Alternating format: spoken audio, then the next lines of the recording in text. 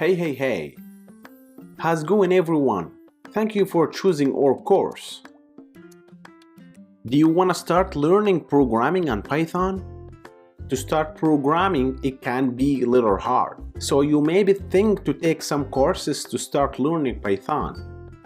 It's true that some programming languages take a day or two to grasp of its basics. Fortunately, Python is one of the easiest computer languages and you can make your program in just a few minutes. So join us in this course and start learning the basics of Python.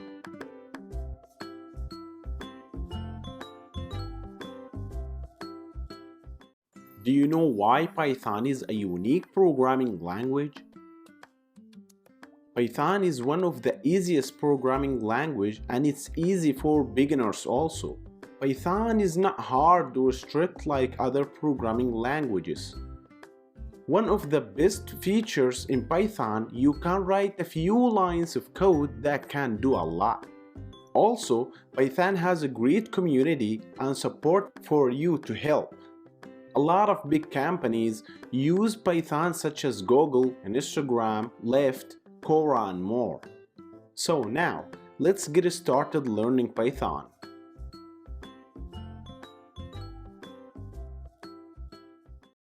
How to download text editor.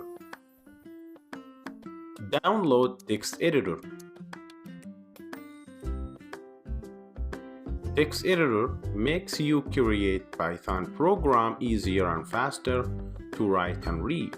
So there are a lot of text editors available on internet.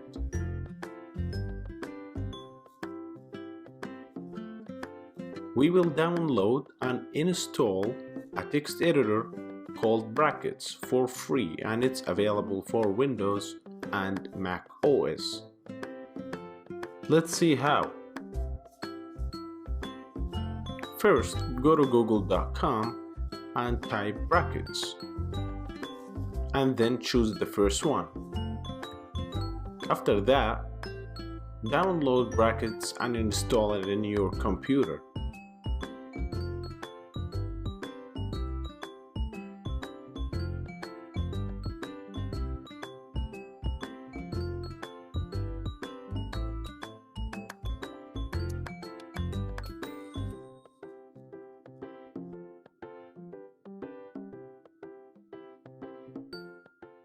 Using our first code in Python.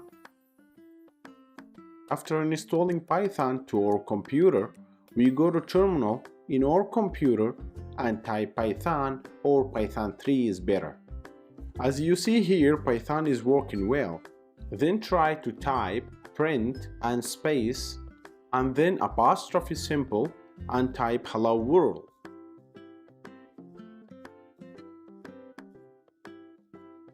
And put apostrophe symbol again and press enter in the keyboard. Very nice. As you can see here, Python printed hello world well.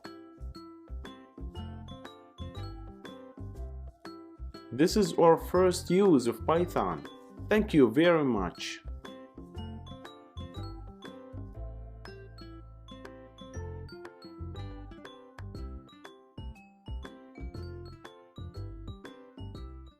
Understand the basic concepts of Python. So in this lecture, let's understand the basic concepts of Python. Python is an interpreted language, which means you can run the program as soon as you make some changes to the file. So that makes fixing programs is much quicker than many other languages. Python is one of the easiest programming languages to learn, and you can have your basic program and running it in just few minutes like what we did in the previous lecture.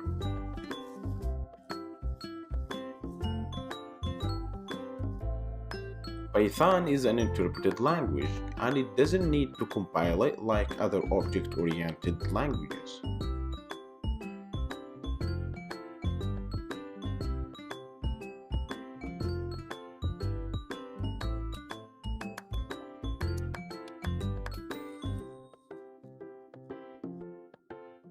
How Python deals with objects. Python deals with objects. In this lecture, you should know this point really well. Python is an object-oriented language, which means everything in the program seems as objects. So, you will not have to declare variables at the beginning of your program. You can do it at any time.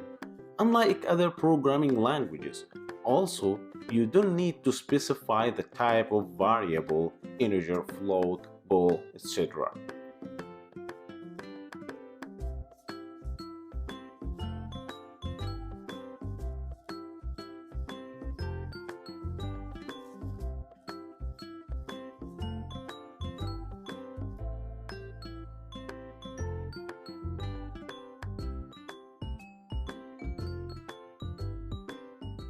How to use Python as a calculator. Using Python as a calculator. We can use Python to perform basic mathematics with ease, such as addition, subtraction, division, multiplication, and percentage. Let's see how. First, we open terminal and type Python, and press enter. Then type any number with a basic arithmetic as you see on the screen. Try by yourself now.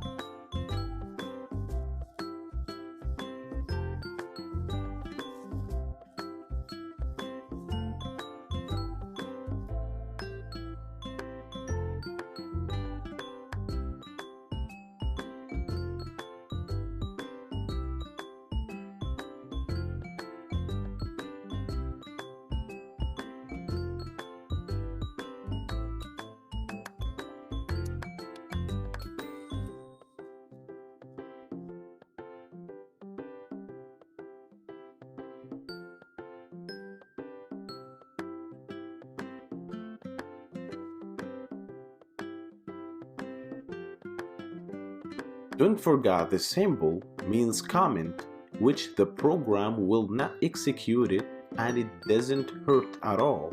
It's just a comment for you.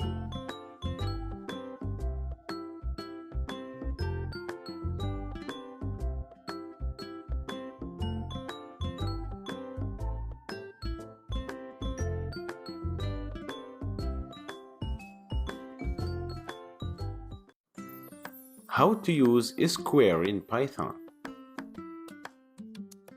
Square in Python. We can use this asterisk, which means square numbers. Python is very good and fast to calculate large numbers. Let's see how. Like every time, first open terminal. Then type Python. Then you can use the square with any numbers you like.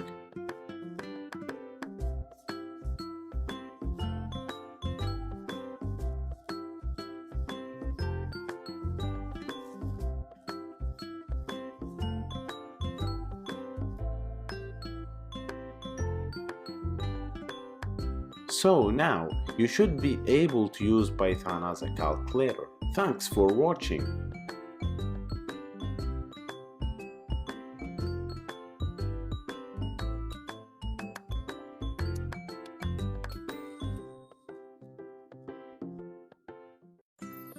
How to create variables in Python. Creating variables.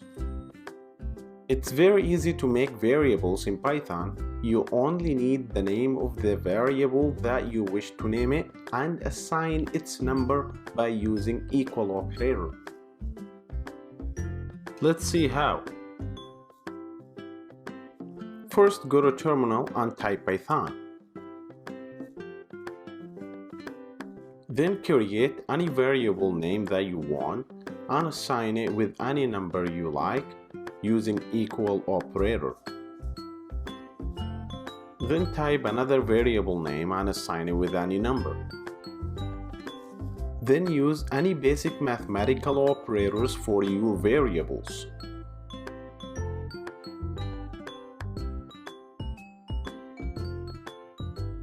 As you can see here, it works well.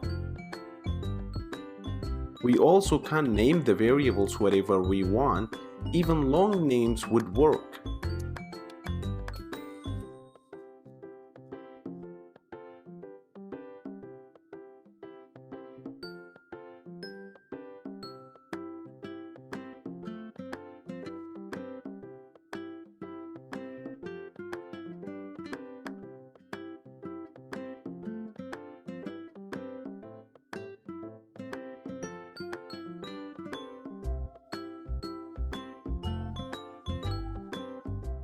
How to create your program in text editor. Start your program with text editor. You can easily create a Python program with text editor and save your work on computer and compile it in the terminal.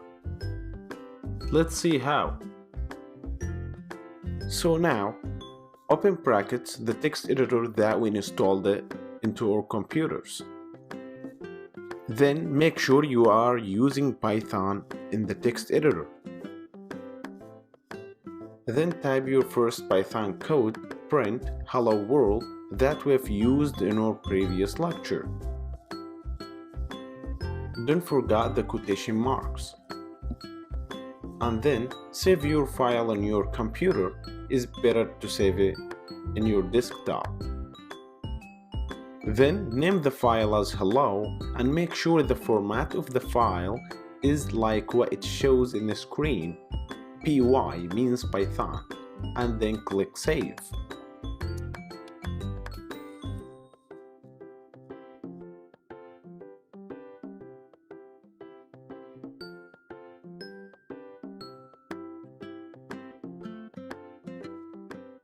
How to run Python file on terminal. To run our Python program file, we first go to terminal and type ls, which means list all the folders in your computer. And then type cd, which means change directory, and put desktop if your Python file is on desktop, and press enter. After that, type python space and dot slash file name .py. Pretty well. As you see here, the program printed hello world really well. Thanks for watching.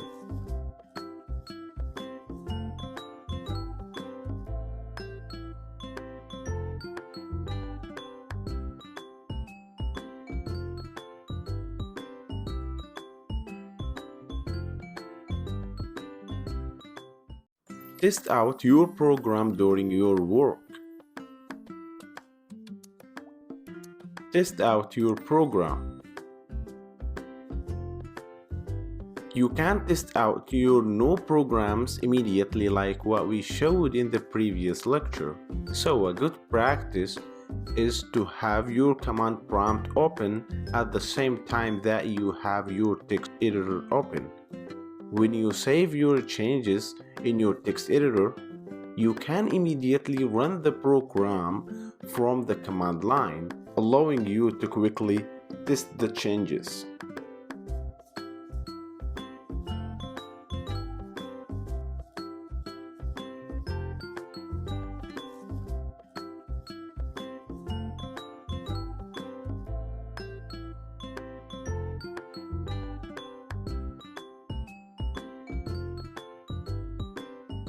What is syntax? Syntax. Syntax is an important thing in programming languages, and it's like grammar in English. You have to know the grammar to use English correctly. Let's see how. So, for example, I'm gonna give you a syntax example to see how it goes. Here is just a comment. So, syntax is like grammar in English, and all programming languages have that.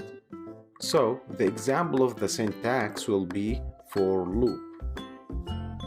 So the syntax is for val means value in range parentheses 5 colon. Then print val or value. And then we will try that on terminal. But first we need to save the file and then try it on terminal.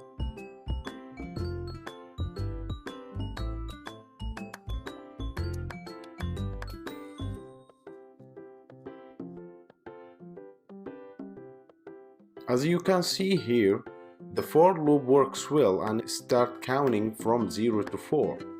And we will learn more about this for loop in future lectures. Thanks for watching.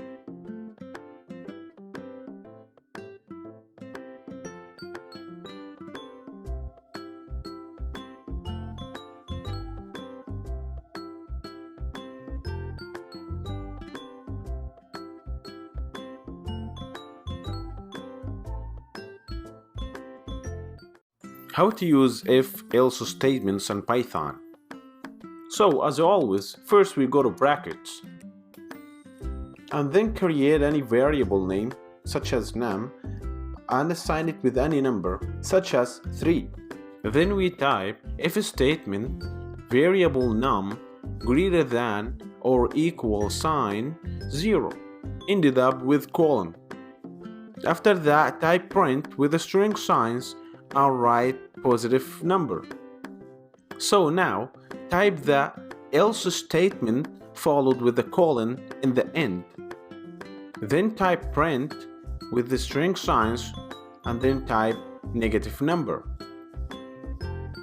So finally we can understand that these statements mean if the variable number is greater than or equal 0, print it's a positive number. Anything else, print for me it's a negative number. So this is just an example for if statements.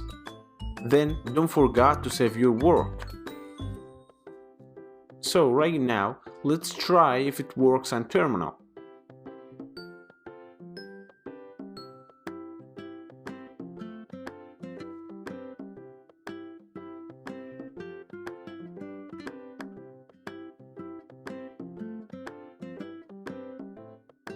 First type Python and it's easier for us to drag and drop the file to the terminal and then press enter.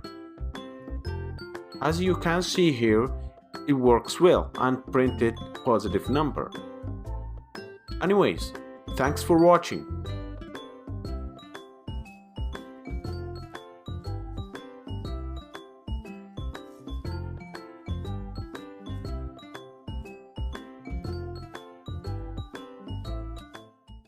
String operations. String operations. Strings are kind of text and they can be defined as anything between the quotes. Let's see how. So first go to brackets. So to type a string in Python, first you have to create any variable such as a string equal string signs hello Python. Hello Python here is string and the variable is also string. After that we will print our string to see if it works well. Print parentheses between the parentheses put a string as you see in the screen. After that, save the file and try on terminal to see how it goes.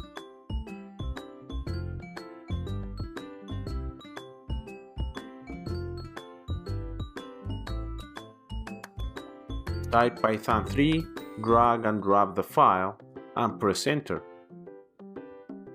Pretty nice, as you see here, hello Python printed well in the terminal. So now, let's try to add another string. We will create a variable called string2 and assign it using equal sign, string signs. I love to learn new things in Udemy.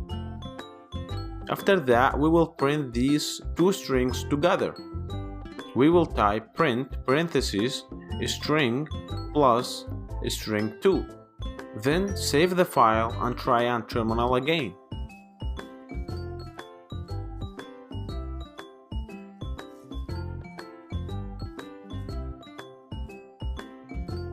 As you can see here, it's printed well, but we have a little problem, which is the space between Python and I.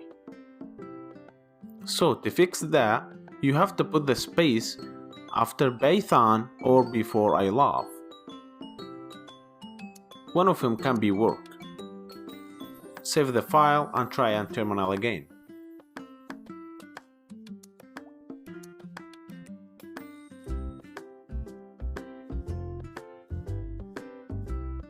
As you see here, it's fixed well right now. Cool? Thanks for watching.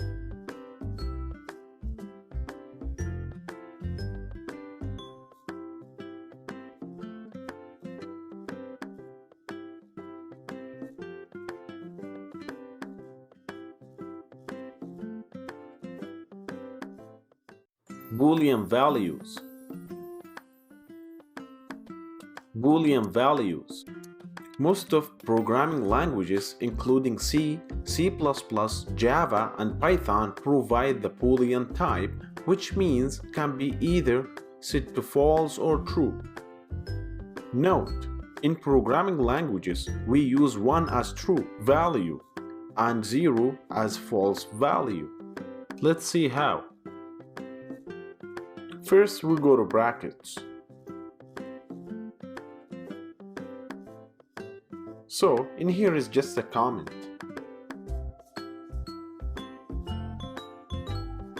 Alright, to use Boolean, we have to create a variable called a and assign it by true. Just an example. You can create any variable names that you want. Make sure the T of true is capital letter, and create another variable called b as example and assign it by false if is capital also. After that, print variable a and print variable b. Then save the file and try on terminal. As we learn, type Python 3, drag and drop the file to terminal and press enter.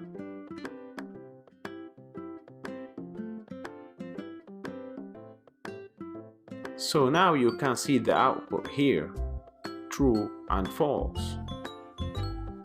There is another thing we have to know, which is not true or not false.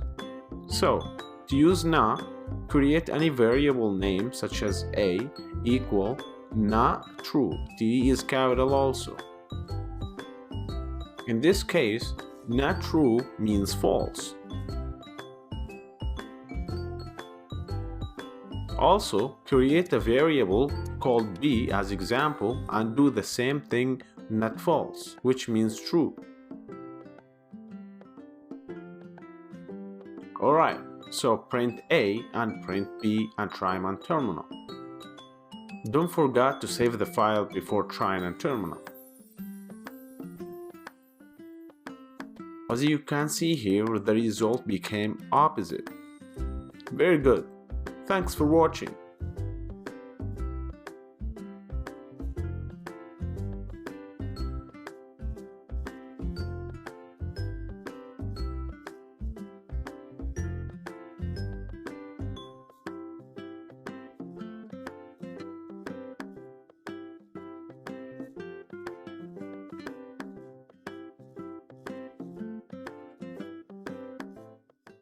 In operator.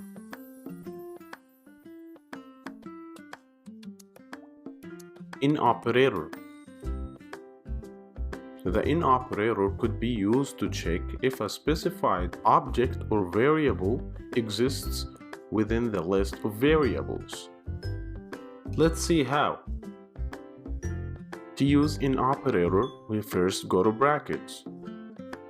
So in here, we need to create a variable, for example, animal, and assign it with a string name dog. Don't forget the string signs.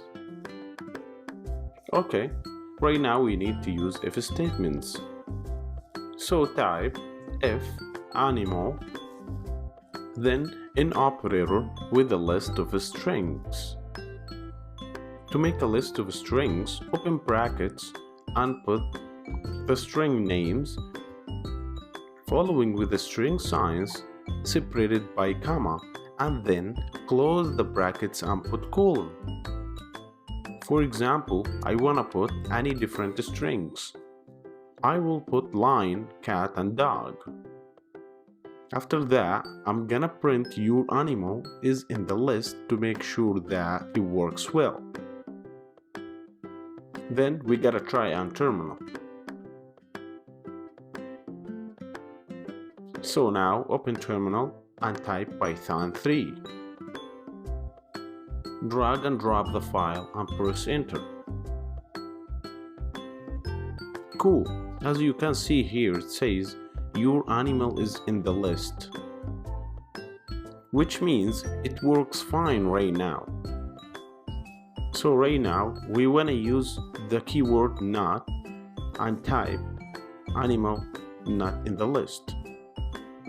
Also, change in the print statement and make it your animal is not in the list to make it little fancy. And delete the string dog, then try that on terminal. Don't forget to save the file before trying on terminal.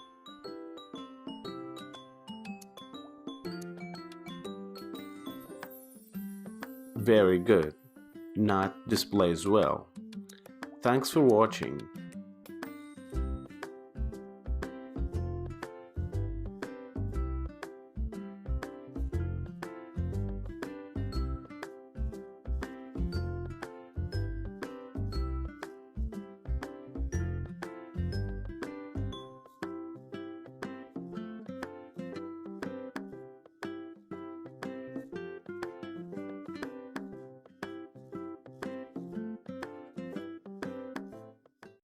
Our first simple program.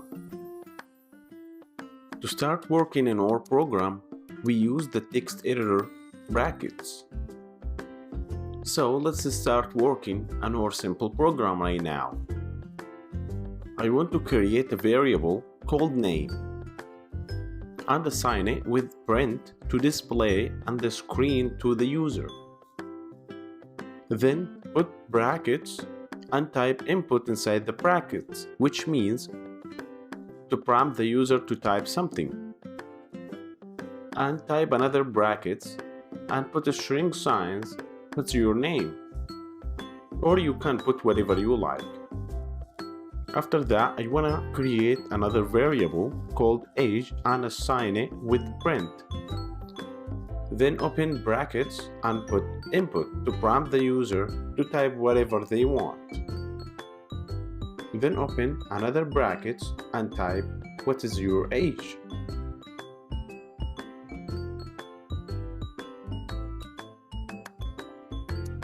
Finally, I want to display to the user thanks message. So type print and open brackets, string signs, and thank you for using my program.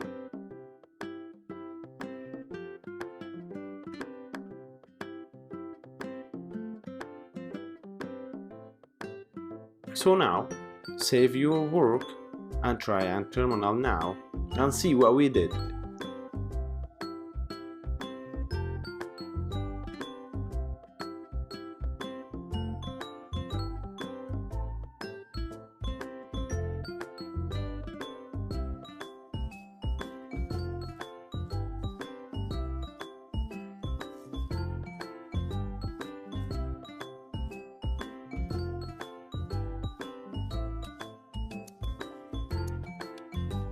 Cool, now enjoy with your Python program.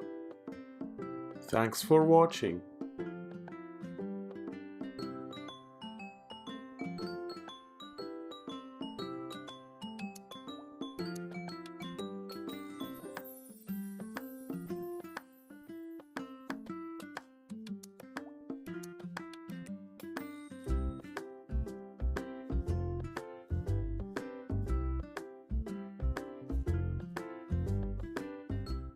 Simple program to calculate age. We first go to brackets. So here is just a comment and it's not gonna hurt the program.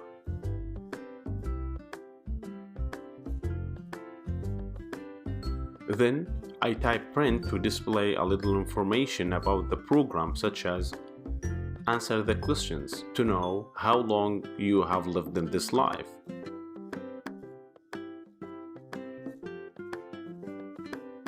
After that, I will make a variable called name and assign it to input. Then open brackets, string signs with the word name. Alright, then print open brackets with the string signs, and I will type, for example, what's your age? Comma, open brackets with the variable name that we did above, comma, and question marks with the string signs. Now, I will make a variable called age and assign it to int. Int means integer. Integer only takes whole numbers. Now, open brackets, input, and open brackets, string signs, the word age. As you can see here, it's just a comment for you.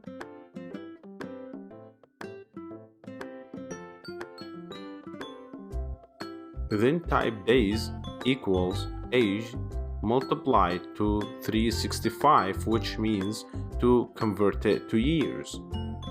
We also gonna convert minutes and seconds.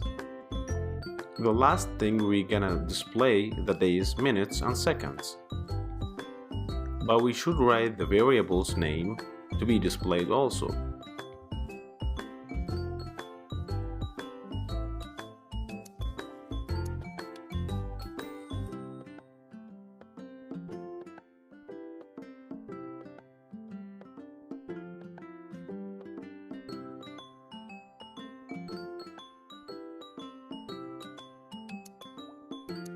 Then we print a thank you message.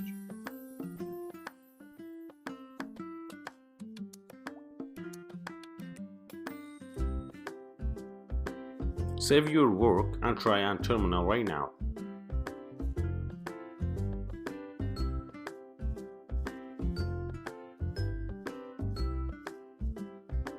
Alright, don't forget to use Python 3. Then enjoy your program.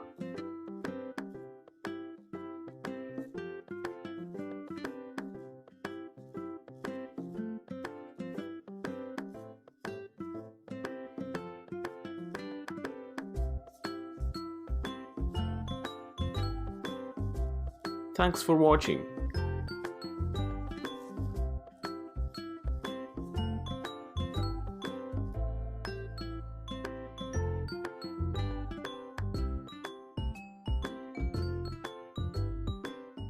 Upper and lowercase functions.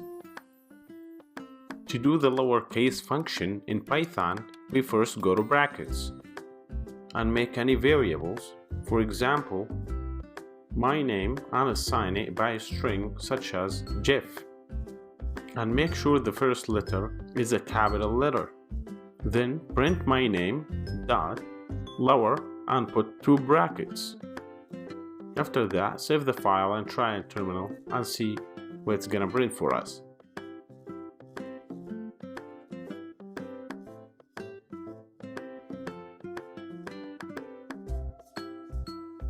As you can see here in the screen, Jeff became small letter because we used lower function.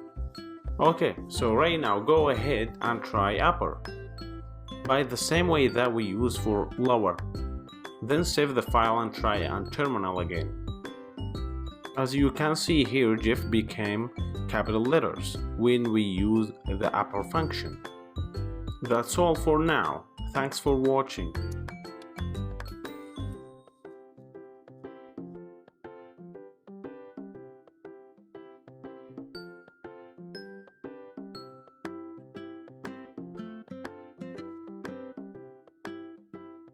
No lines in strings. No lines in strings. We can use no line in strings whenever we need to use it. Let's see how. We first go to brackets and try this as example. Type print with the string signs and kinds of fruit: apple, banana, pear, peach. So if we try this on terminal right now, it will print only one line.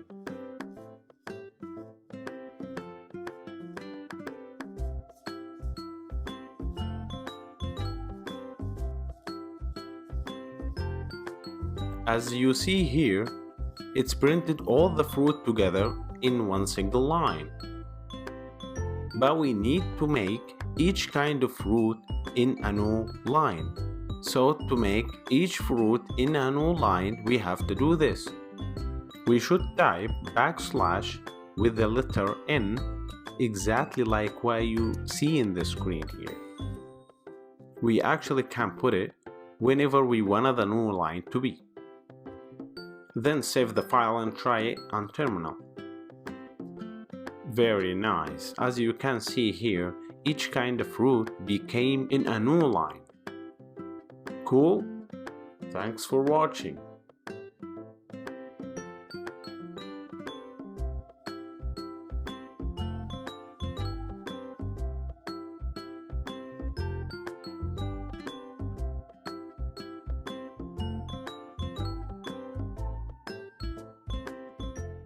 Combining strings.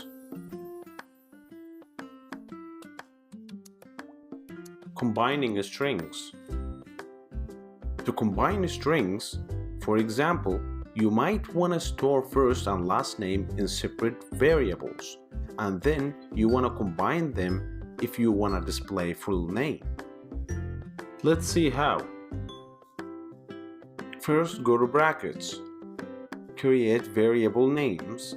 First name with a string John, and last name assigned by Jeffrey, for example. Then we create another variable called full name assigned by first name plus last name variables. So right now, print the full name. Save your file and try it on terminal right now.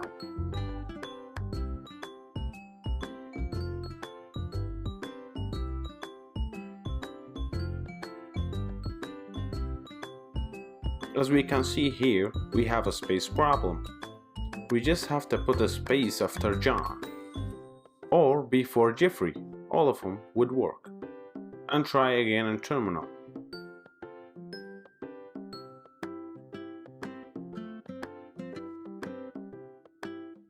As you can see in the screen, it works well right now. Also, there is a common way to put a space, which is after the plus, put a string signs, space, and another plus. Save the file and see the terminal again.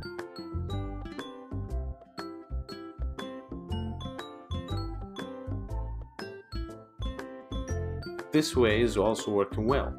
Pretty good. Thanks for watching.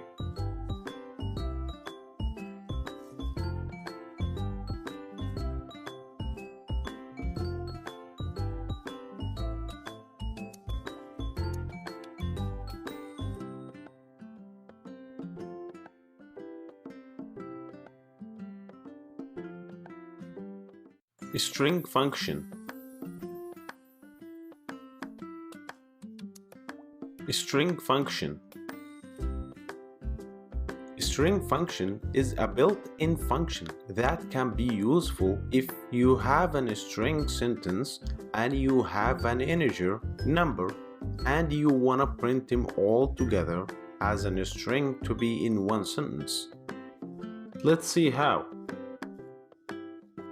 Alright, so now go to brackets and create any variable such as my name and assign it with a string sentence. For example, hello, my name is Jeff and my age is. Then create an integer variable, for example, age, and assign it by an integer. As we mentioned before, integer means whole numbers.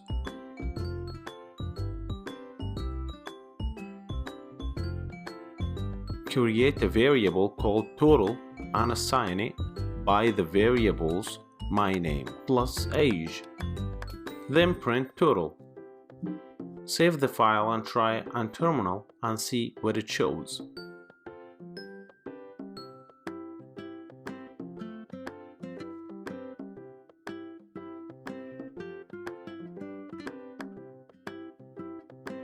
As you can see here in the terminal, it shows an error that asks to make the variable age to be on a string and printed well. Okay, so let's fix that. So as you can see here, 32 is an integer. To print that as a string, we should put str before age and put the age variable between the brackets or inside the brackets. After that, save the file and try on terminal now. Very nice. It works well right now and it displays the 32 integer as a string. So str function is very helpful to convert integers to strings. Thanks for watching.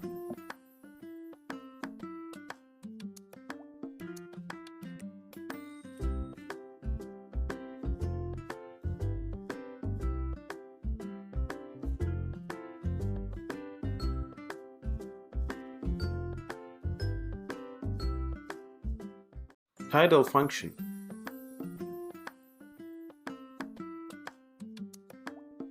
Title function. The title method is nicely capitalize the first characters of the words. Let's see how. First, go to brackets and create a variable called name and assign it with any name. Give as example. Make sure the string names are small characters. Then create another variable called last name and assign it by string Jackson. After that, print the variables my name plus last name. So right now, put the title method with its parentheses after my name and last name. Then save the file and try on terminal.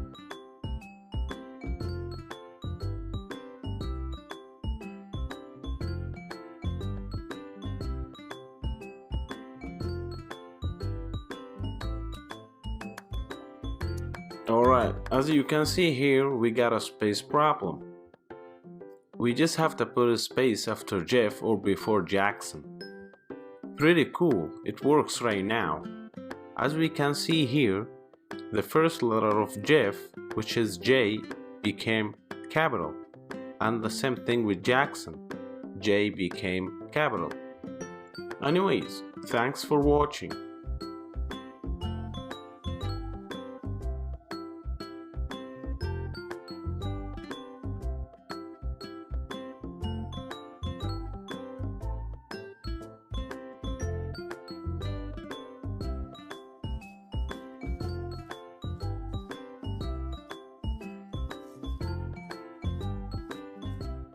Lists in Python.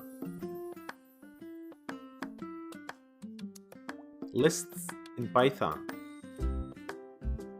Lists are a group of elements that are in particular order.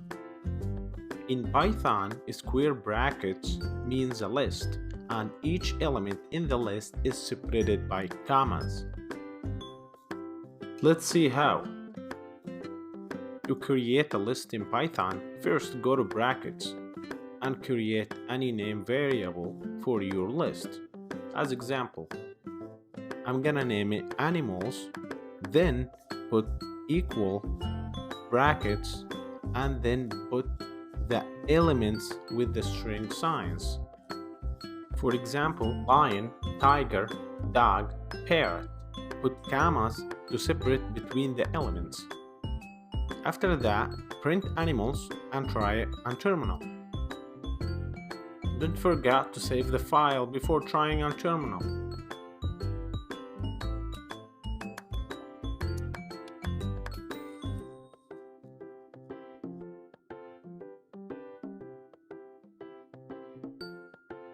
As you can see here in the terminal, the list of animals printed exactly like what it shows in the code. Alright, now if you want to print any specific element from the list, such as lion, you have to type print animals brackets and put 0 in the brackets, which means the first element in the list. That title method is just an optional if you want the first character to be capital. Then try on terminal again. Yeah, look at that, line is printed well.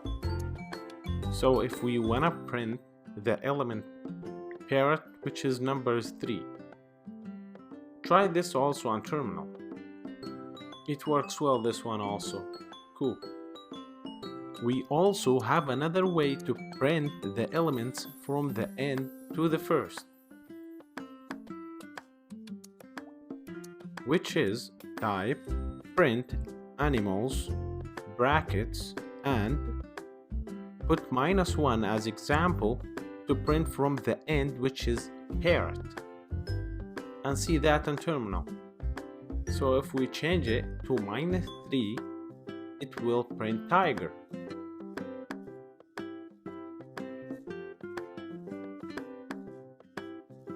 Or -4 to print lion.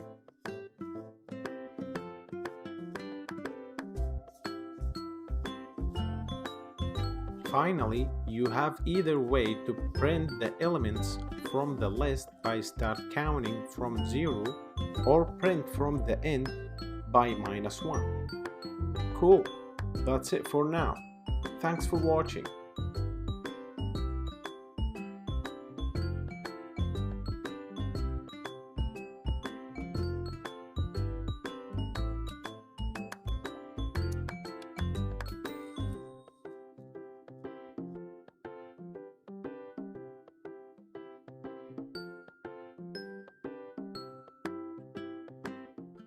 Combine an element from a list with a string. First, go to brackets. As you see here, we have a list of animals, so we will create a string message as example and assign it by a string of I love my space. Then print message plus animals element 2 or dog. Untitled method is just optional. Then try it on terminal.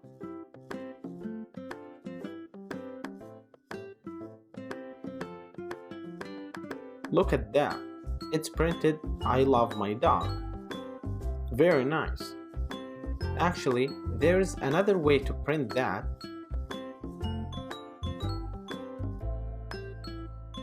By using print I love my plus space plus animals element -2 or dog. That title is just an optional, but it's good if you just put title. Okay, try on terminal now. Cool, it's printed I love my dog. Very good. That's all for now. Make sure you have to do this by yourself on your computer. Thanks for watching.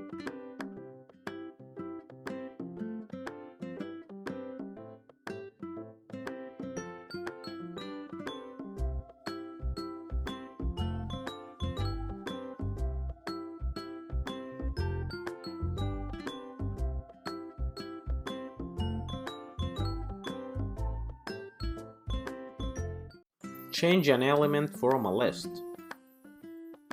To change elements from a list in Python, go to brackets.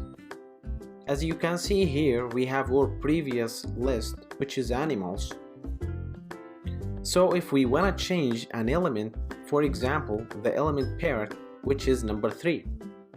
So we just have to type animals, square brackets, number 3, equal sign, string signs with the new element name, such as cat. After that, print animals, save the file, and try on terminal now.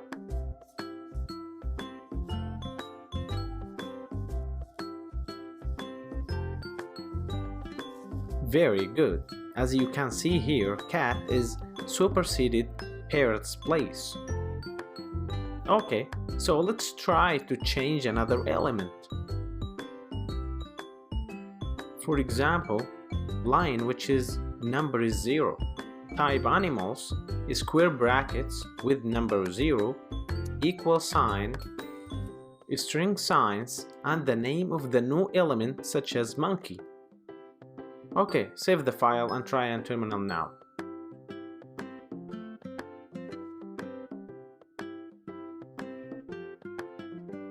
Wonderful, the element line is changed to monkey right now. Okay, try to do it on your computer right now and see how it goes. Anyways, thanks for watching.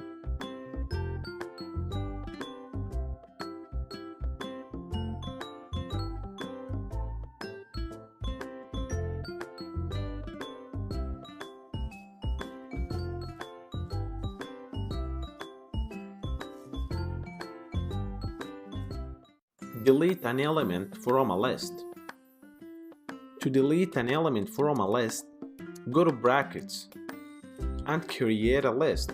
For example, Toyota, and the elements are, for example, Camry, Corolla, Nissan. So right now, to delete an element, you just have to type del and the list name Toyota with the square brackets and the number of the element such as Nissan, which is number is 2 because Camry is 0 as we know that. After that, print Toyota, save the file and try it on terminal.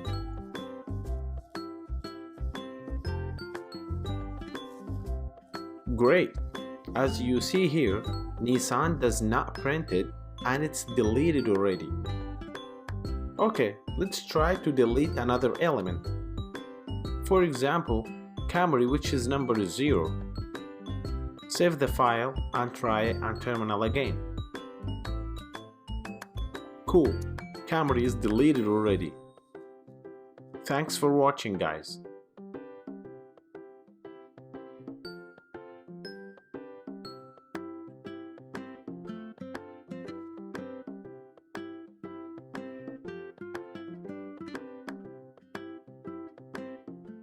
Using sort and reverse methods.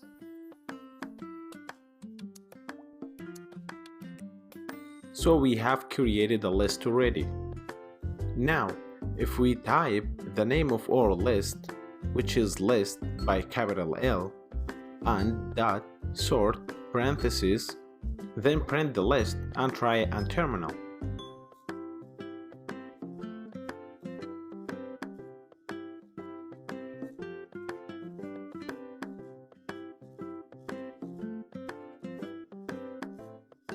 Okay, sort method is sorted all the elements alphabetically: apple, book, camel, dog. So if we want to sort backward alphabetically, we have to type reverse inside the parentheses of the sort method equal true. Make sure T is capital letter. Always in Python we have to use capital letter T for true or capital F for false. Alright, try on terminal now. Great, it works well right now.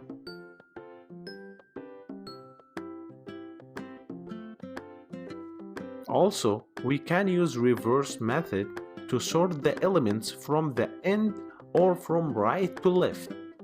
So to do that, type the list name, which is list, dot reverse with its parentheses. Then save the file and try it on terminal. As you can see here, it's reversed from right to left.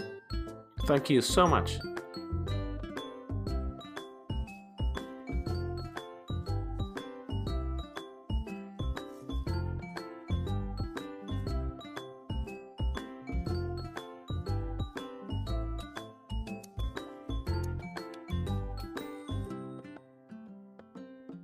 Using length method.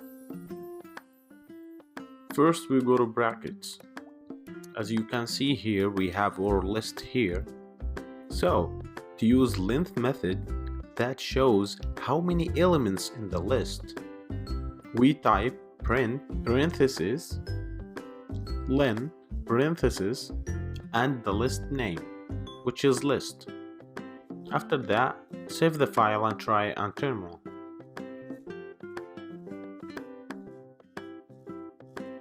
Cool, it's printed that 4 elements, which are correct. Book, apple, dog, camel, they are 4 elements in the list.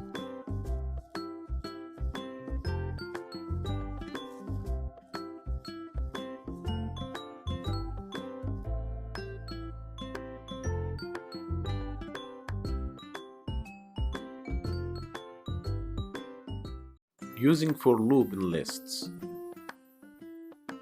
For loop in lists. For loop in Python is very useful and very common thing to do in almost all programming languages, but when we use for loop in lists, it helps us to print each element from the list individually. Note, we can use for loop for many different things in programming, but in this time we will use for loop with lists. Let's see how. First we go to brackets. As you can see here, we have our list: book, apple, dog, camel. Okay, so to print out each element from the list using for loop, easily we just can type for list in list colon, make sure L is capital. Okay, what we typed here is for means for loop.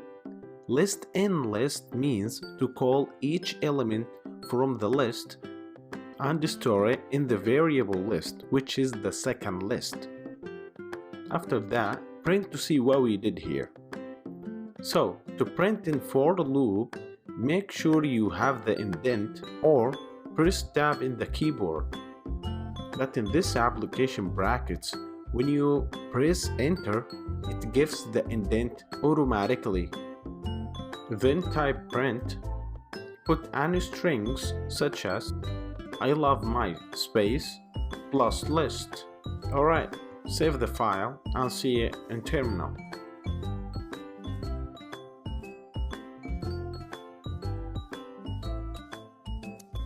Very good, it shows all the elements with the string that we entered. Is that cool? Okay, for now we want to print a thank you string. To print the thank you string, do not put the indent, which means it's out for loop.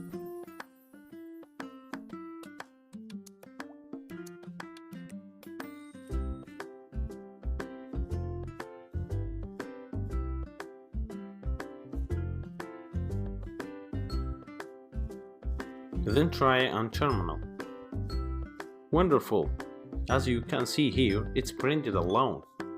But if we put the indent before print, look what it shows. It's printed thank you message with each element of the list.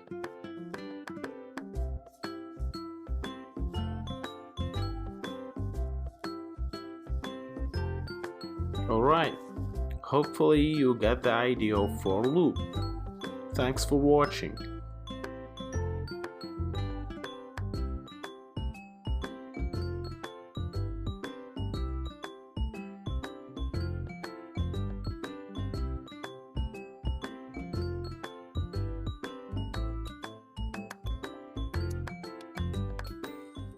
Using for loop with range method. Using for loop with range method. Range method is very useful function that can generate numbers that you specified. Let's see how. First we go to brackets and type for value in range parentheses 1 to 5, which means here to generate numbers starting by 1 stops in 5, which means 5 will not going to print. Also, make sure you have the indent before print keyword because it should be within for loop. Then print that by typing print value. Okay, let's try that on terminal.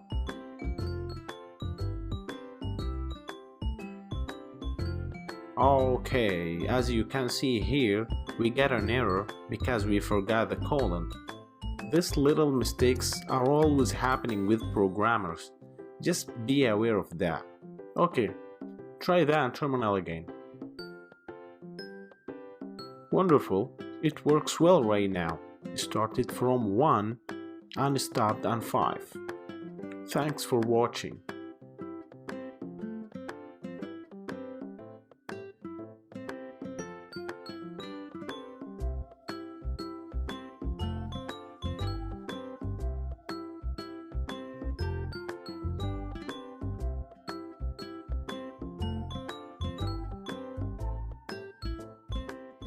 Using min, max, sum with numbers and lists. First go to brackets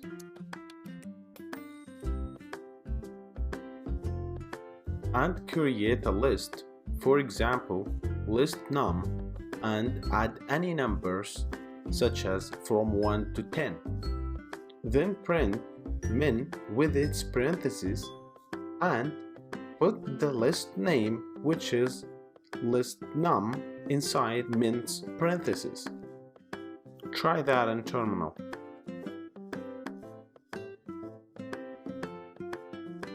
Very good, it's printed the minimum number in the list, which is 1.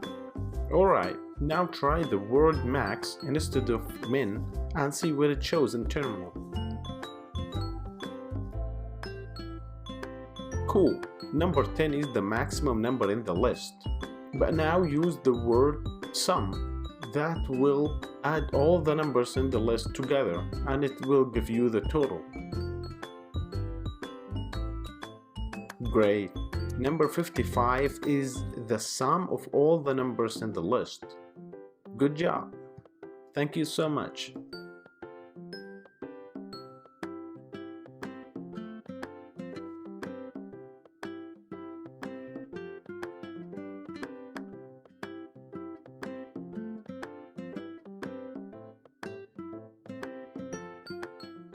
Making a slicing list.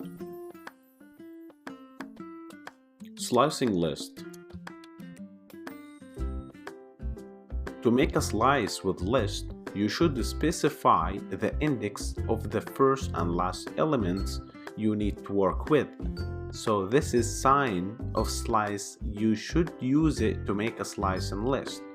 Square brackets, first element, colon, last element. Let's see how. First go to brackets.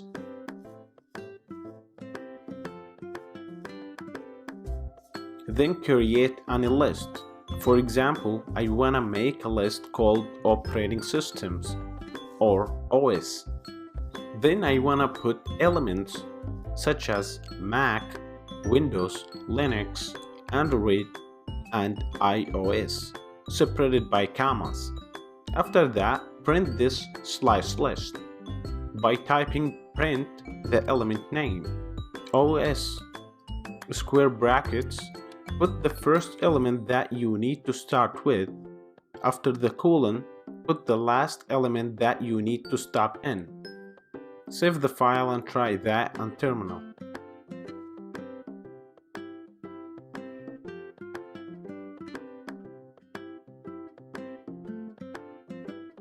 Great, the sliced list printed well. Okay, now let's try to change a little bit in the sliced list and see the difference. If we did not put anything in the first element before the colon, Python will recognize that and will start from 0. See that on terminal right now.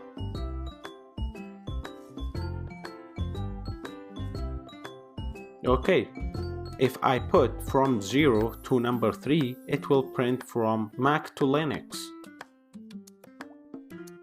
Cool. Now, I will try from 2 to 5.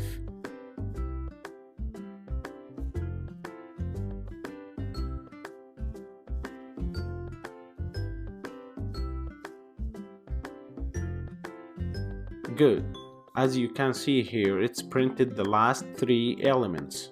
So, if we try from 2 to number 3, it will print only Linux.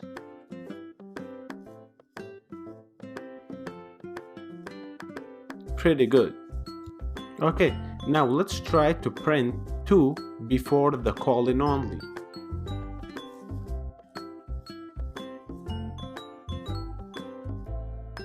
Great, it just started from Linux. Also, it's possible to print that by using minus, and it will print from right to left.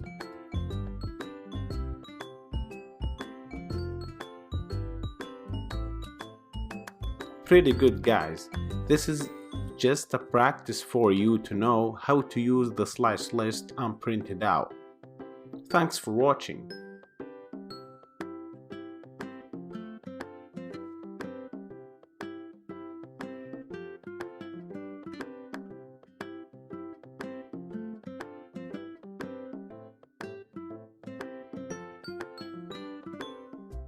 Using for loop with slicing list.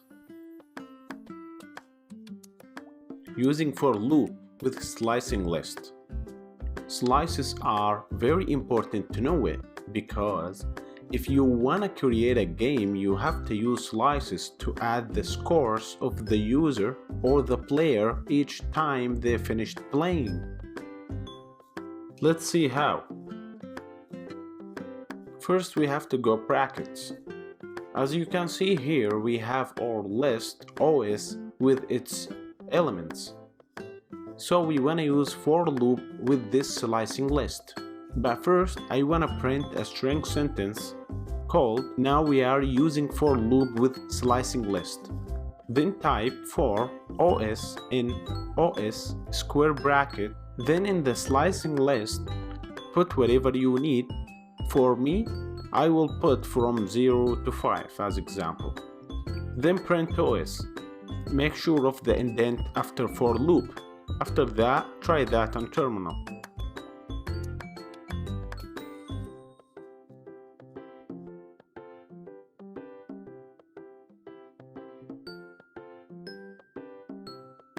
Alright, as you can see here, we got an error in the syntax because we forgot the colon.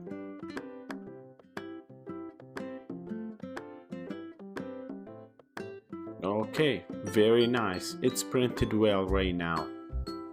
Thanks for watching.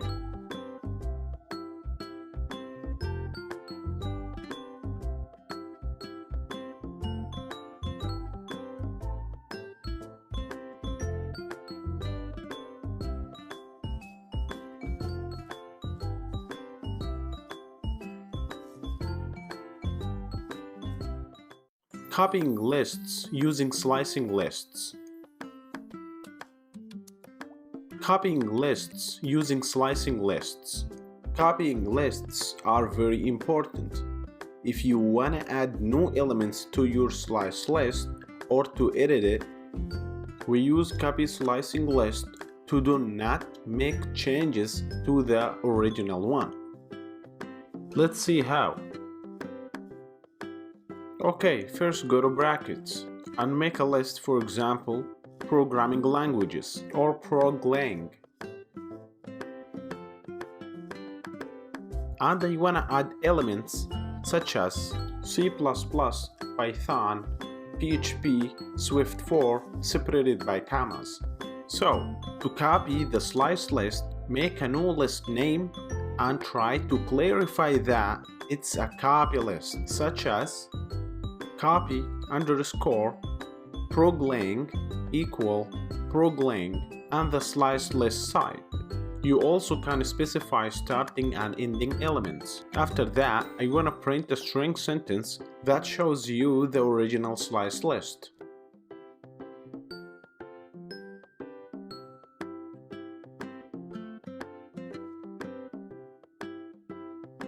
then print proglang.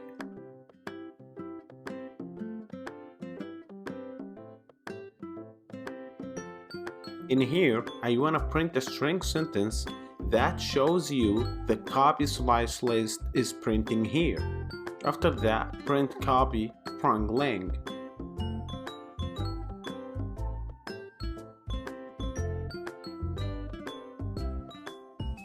So let's try that on terminal now.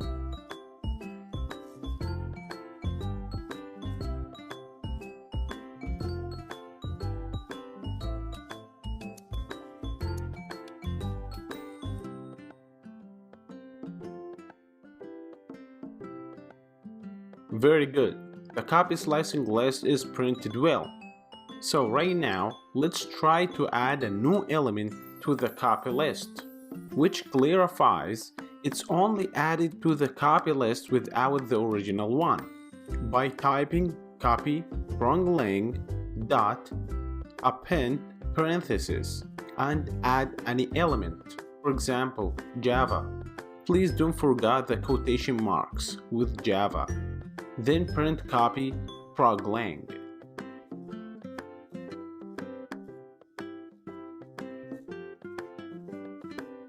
Okay, comment out the first print of copy proglang and try that on terminal. Good job! As you see here in the output, the new element was added well in the copy slice list. Thank you.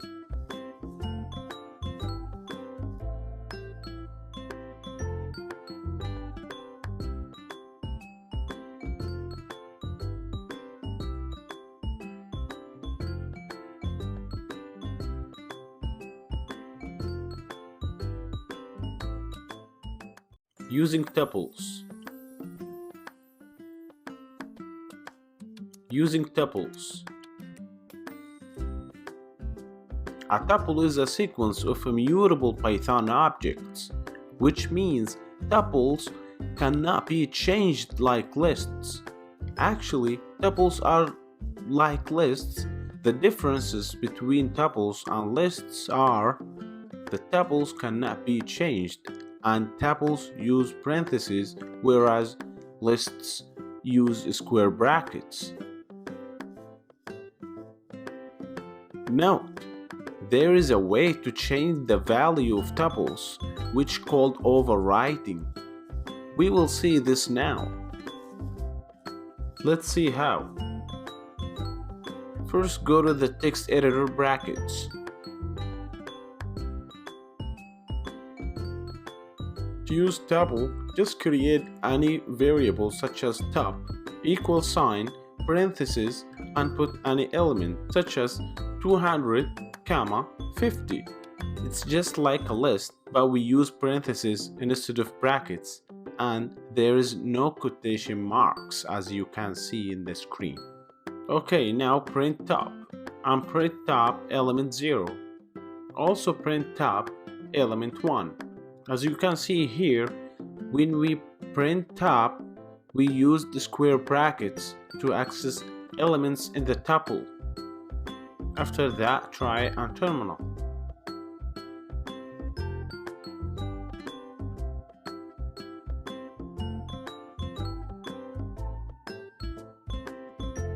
Cool, tuple printed well in the terminal.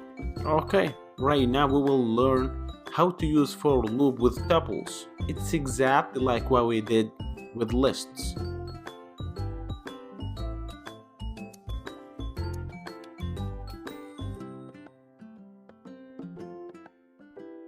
So type for top in top colon, then print top.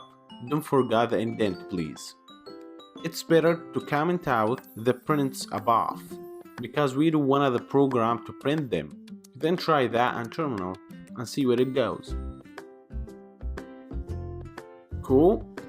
The program prints the for loop with tuple very well. Right, so let's learn something new.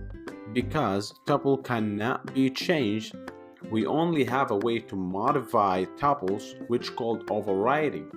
To do that, just type the tuple name that you had, top, equal sign, parenthesis, and put any element that you like. You can put any numbers. After that, just print top and try that in terminal. Nice. Did you see that? It's modified already. Don't forget that it's called overriding. Alright, that's it for now. Thanks for watching.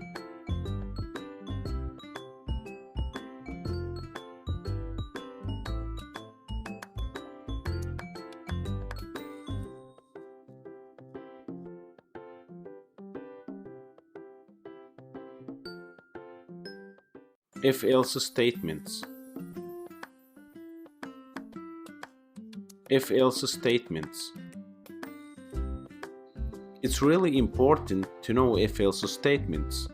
If a statement is an expression that let you test conditions and to return either true or false.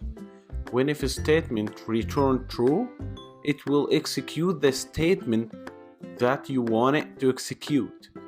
But if it's returned false, it will not going to execute the statement that you put. Let's see how. First we go to brackets. And now let's create a variable called var as an example, and I will assign it with 10. Okay, I will use if statement to know if var is equal 10 or not. As you can see here, I wrote if var equal 10 colon. So this equal operator returns true if the values on the left and right side of the operator match, and returns false if they don't match.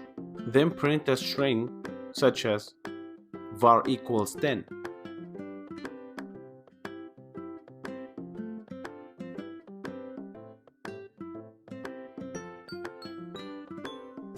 This print line is a statement because it came after if.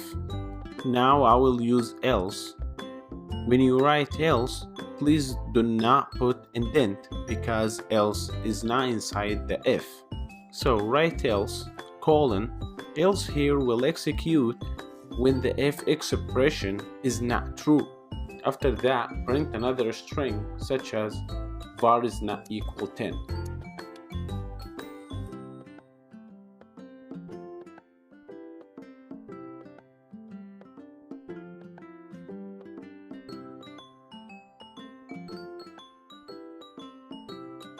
Try that in terminal.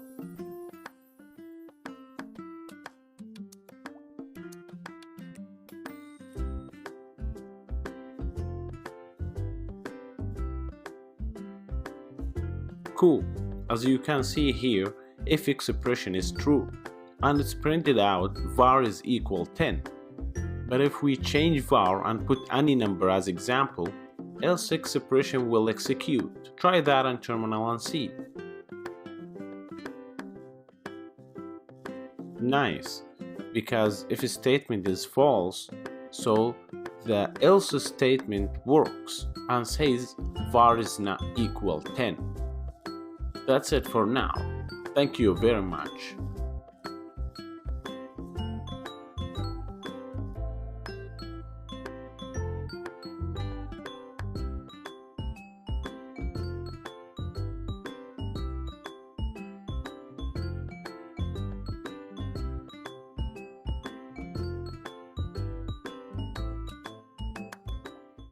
Equal, greater, or less than operators.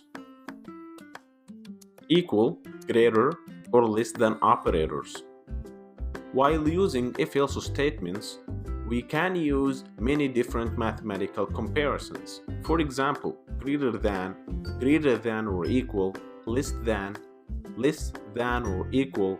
These operations are very important to know them because you will use them a lot for all kind of programming languages. Note, while using greater than or equal or less than or equal, make sure the equal sign comes after the greater than and less than signs, such as if 15 greater than or equal 5, print yes.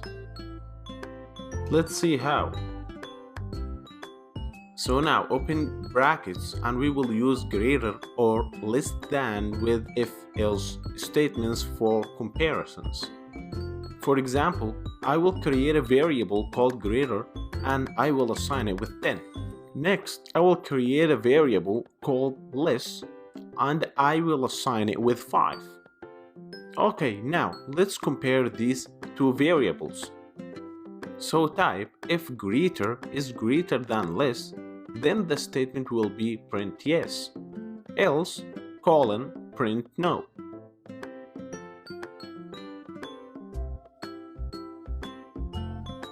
After that, save the file and try it on terminal.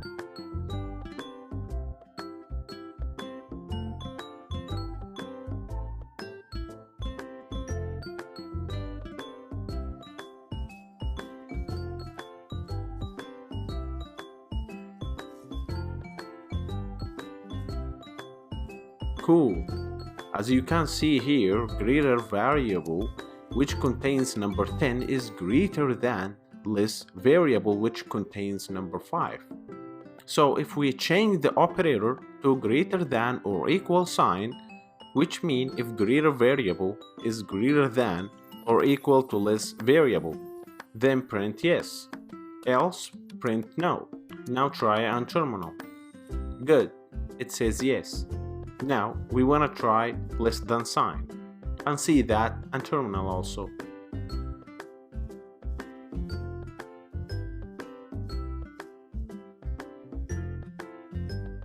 It says no because the greater variable is not less than the less variable.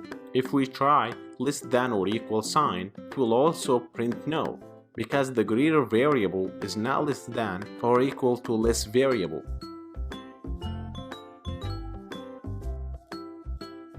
If we use the equal sign, which means greater variable is equal to less variable, print yes, else print no.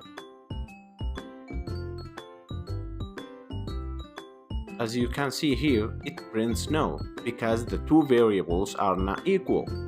Anyways, for now, please do not forget the equal sign. It should be after the greater or less than signs, not before, because it will print error in the terminal if you do that. Alright, thank you so much.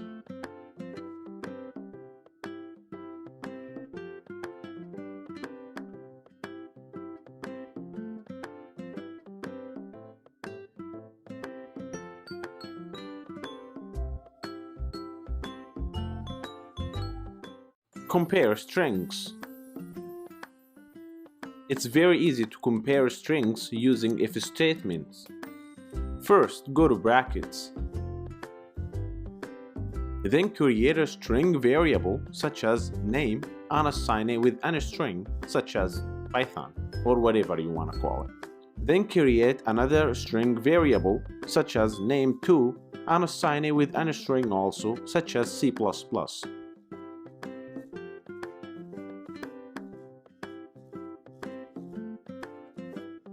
Now, let's use if statement with these strings to see if they are equal or not. By typing if name1 equal name2 : print a string sentence, two strings are equal, else print two strings are not equal.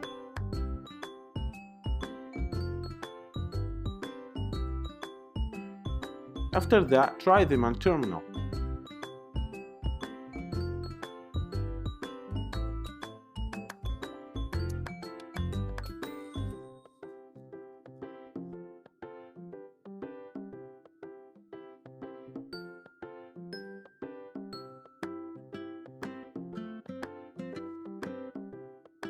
Very good, it shows the two strings are not equal.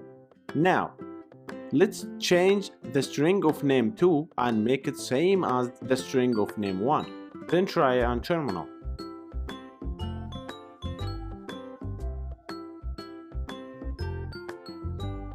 Sweet.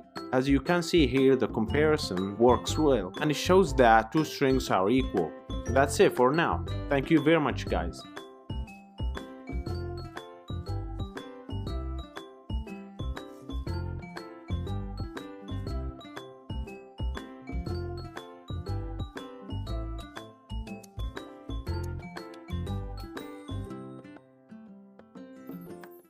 Using not equal with if-else statements. First, go to brackets. Now create any variable such as num and assign it with any number such as 10. Okay, let's try if statement. If num is not equal 5, colon. So the exclamation mark is representing not in Python programming language, and also most of programming languages using exclamation mark for not. Then print num is not equal 5 and try that on terminal.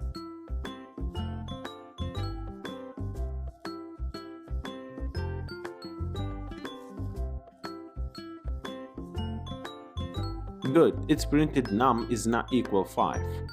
Okay, for now let's clean up this and create a new variable such as num2 equal 15. Then use if statement. If num is not equal to num2, colon, print num is not equal to num2. Else, colon, print num equal to num2. Then try that on terminal.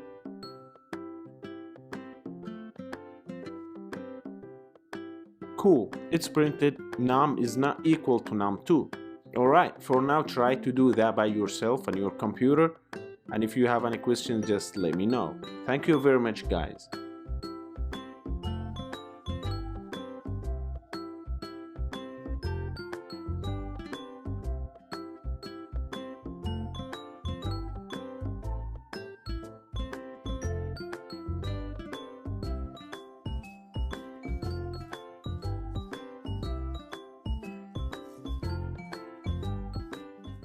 Using AND with if-else statement. Using AND with conditions. We can use AND with if-else statements to check the conditions. The conditions will be true if all the conditions are true, but if one of the conditions is false, it will return false. Let's see how. First, go to brackets.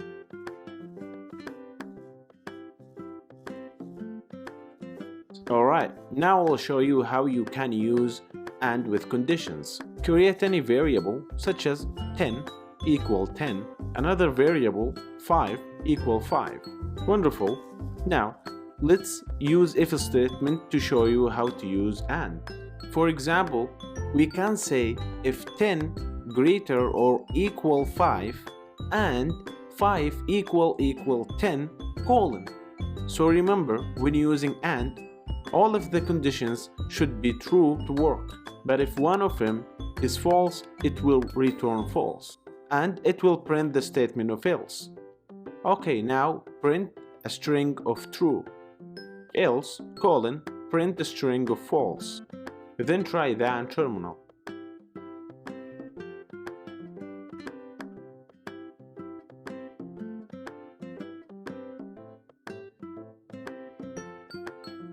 Cool, as you can see here, it prints false. Do you know why? Because one of the condition is false, which is 5 is equal 10, which is wrong. So, if we try to change it to make it true, such as 5 is lower than or equal 10, it will print true.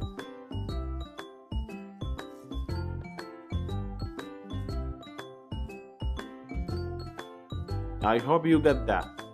Thank you very much, guys.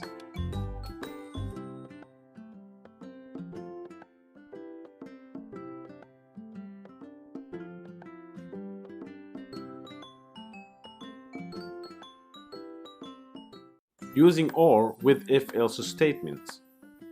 Using OR with conditions. We can use OR in multiple conditions with if-else statements.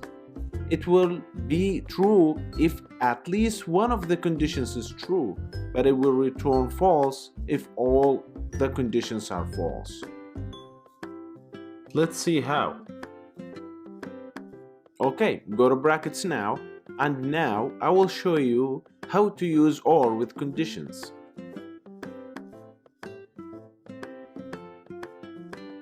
Create any variable such as 10 equal 10. Another variable 5 equal 5. Let's use if statement to show how to use OR with them. For example, we can say if 10 equal 5 or 10 greater than or equal 5, colon.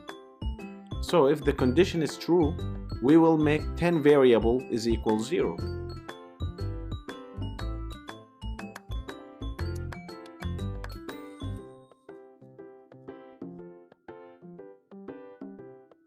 Then print a string of true, else, colon, print a string of false. After that, try that on terminal.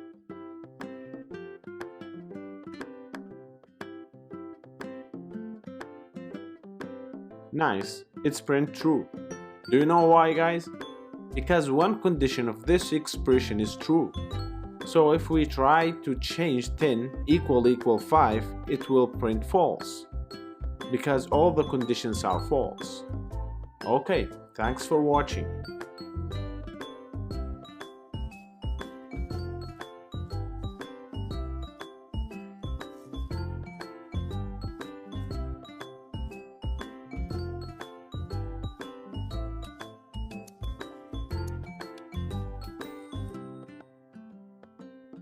Checking values in lists with if-else statements.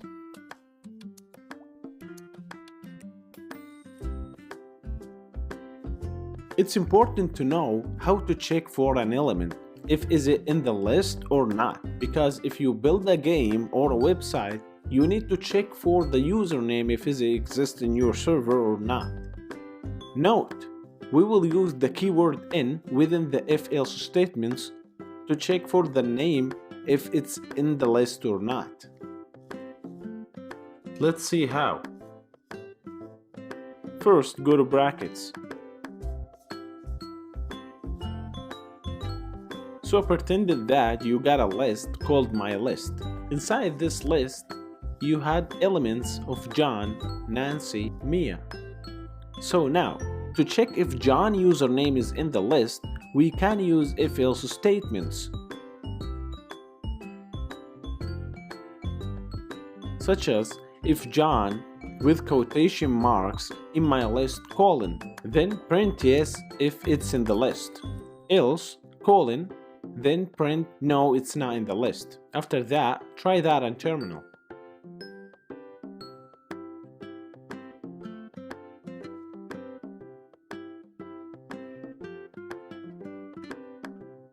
Very good, works well. It shows that John is in the list. We also can add an element in the condition to check if it's in the list, such as and Nancy within quotation marks in my list.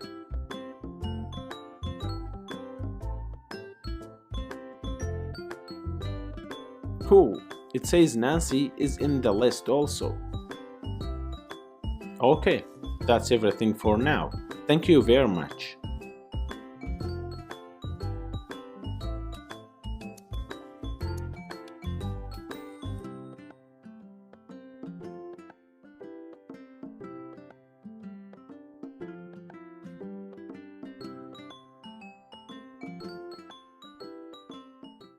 Checking values not in lists with if-else statements. Checking if not in the list. To check if an element is not in the list, you need to use the keyword not and in within the if-else statements. Let's see how. Okay, first go to brackets. As we did in the previous lecture, we have the same list, my list, with its elements. So now, let's make a new way to check the elements, such as to create a variable called name and assign it with a string mark. Then use if-else statements such as if name not in my list, colon.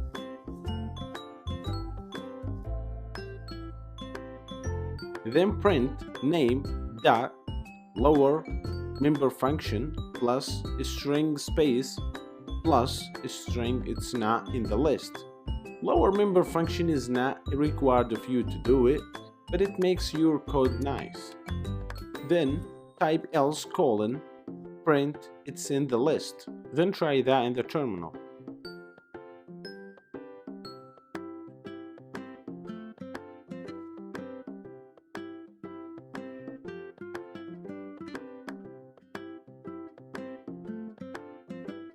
Very good.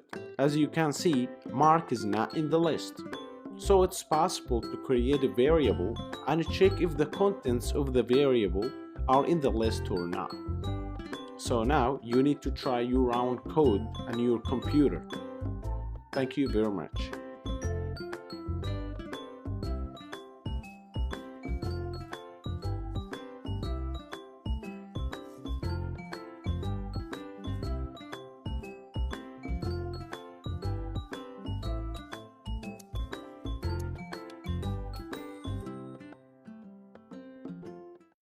If, elif, else statements. If, elif, else statements. Sometimes you need to write more than one if-else statements to check your conditions. So we can use if, elif, and else statements to do that. Let's see how. First, we'll go to brackets. So now we will create a full program to check if you are eligible for bank loans or not using if, elif, else statements. Okay, now we want to create a variable such as salary and I will assign it with int. Int means integer and it takes only whole numbers.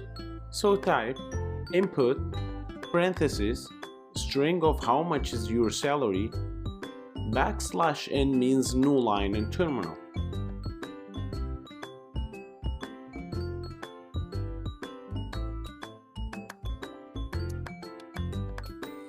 Then we use if salary greater than 1000 colon and create a variable called amount and assign it with 200 and print a string you are eligible to get a bank loan by paying comma amount then comma string monthly.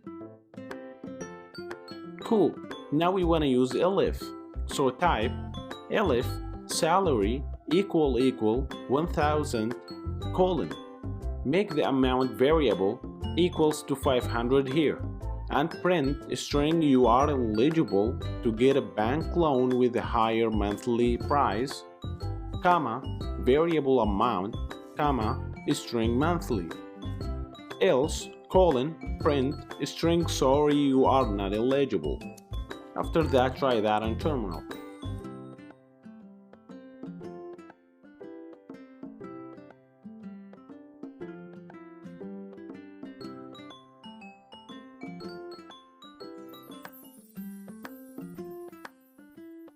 As you see here we get an error.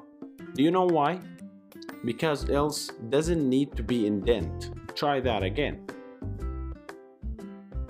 Oh, we got another error, which is double T in input. It should be one T only, not double T. After that, try that on terminal again.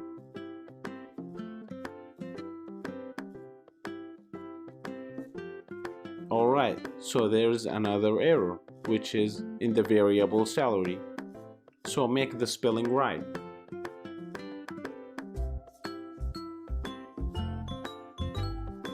Very cool, now it works great. So now, enjoy your program.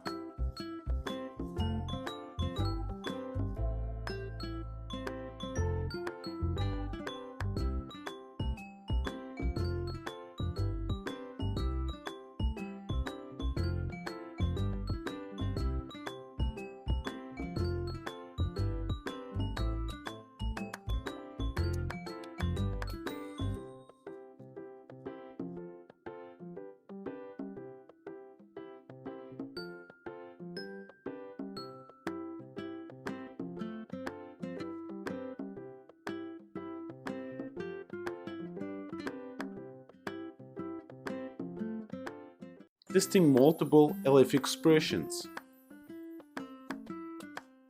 Testing multiple elif expressions. If we need to test multiple conditions in your code, we can use if and elif expressions as many as we need to do in our comparisons. There is no actual limits to use if, elif, else statements. Let's see how. So first go to brackets and we will make a full program to use if, elif, else statements. Okay, this program checks for discounts and the interest price is $120. Create a variable called price and assign it with $120. And another variable called times is just to know how many times did you go to the zoo before. And assign it with int. Int means integer and it takes only whole numbers as we said before. Then parenthesis input. Input means to let the user insert any integer.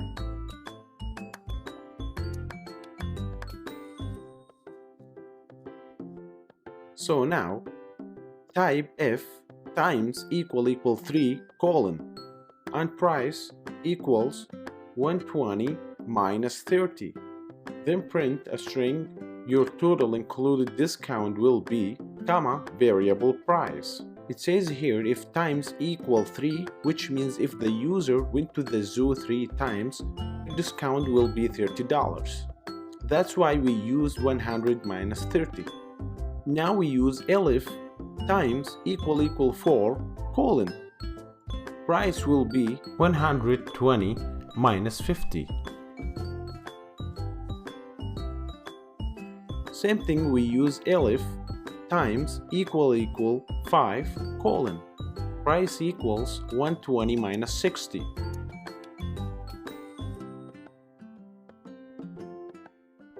Another elif times greater than or equals 6 colon price equals 120 minus 70. Else colon print a string of your total price is, comma, price, comma, another string, and you are not eligible for discount at this time. Okay, now try your program on terminal. How many times did you go to this zoo before? For example, 1 time. I'm not eligible because it's less than 3 times.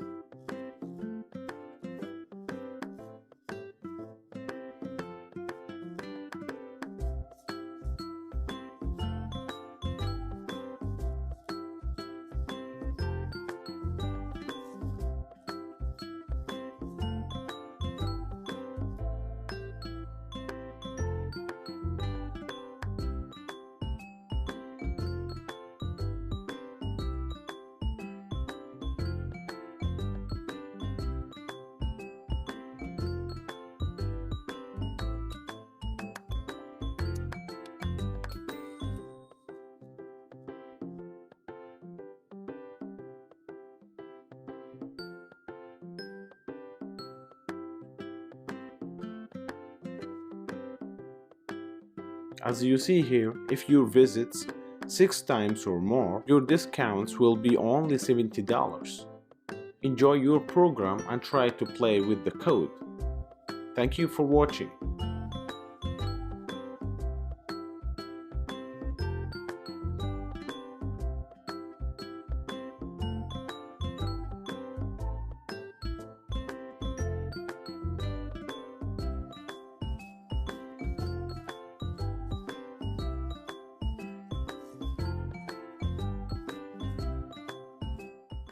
Dictionary in Python.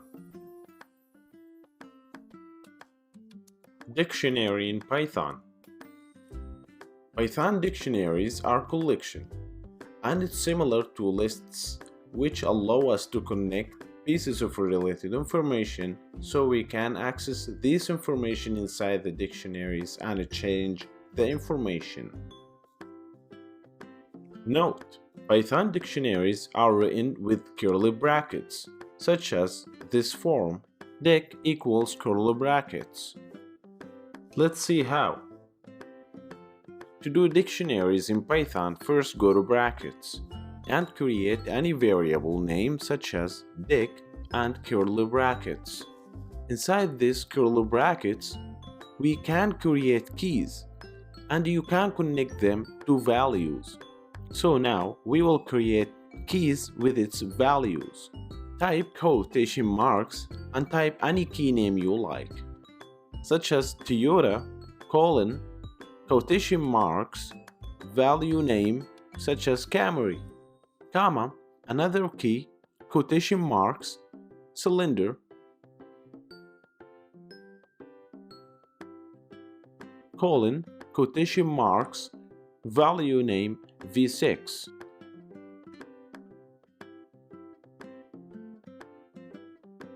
Then, if you want to print your dictionary, type print dic, square brackets, quotation marks, and put your first key, such as Toyota.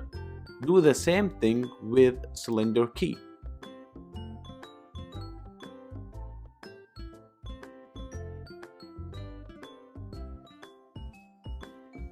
After that, try that on terminal.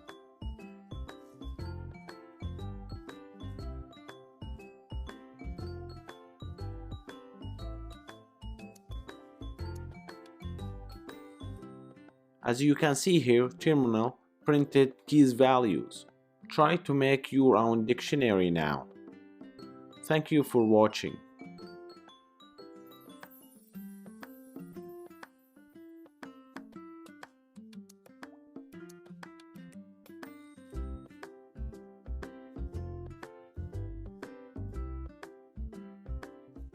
Adding new value in dictionary. Adding new value in dictionary. Actually, you can add to dictionaries at any time you need in your program. Let's see how. So to add a key value to dictionaries, go to brackets. As you can see here, we have our previous dictionary dic. So if we want to add a new key with its value, we simply can type dic, square brackets, quotation marks, your new key such as color, equal, then we put the value such as quotation marks white. Alright, so I will print now to show you the new update. Print dic, square brackets, quotation marks, color, and then try on terminal.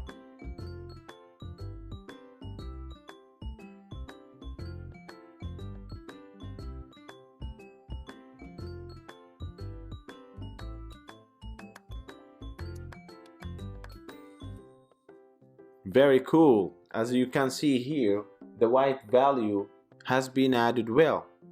Alright, now you need to do your code by yourself. Thank you for watching.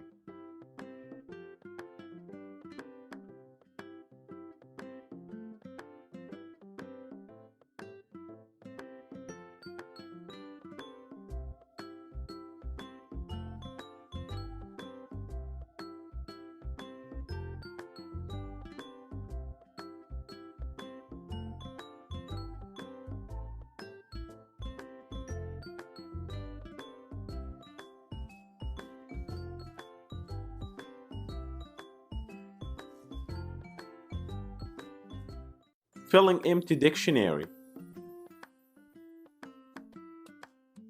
Filling empty dictionary. We are able to create an empty dictionary in Python, then we can add new key values to it later. Let's see how. Okay, go to brackets now. So to create an empty dictionary and fill it up later, just create any dictionary name equals empty curly brackets. Then you can add new key values like what we showed in the previous lecture, such as dic, square brackets, quotation marks, Toyota, equal, quotation marks, and add your key value, such as Camry. You actually can add whatever keys you would like to add, like what I'm doing right now.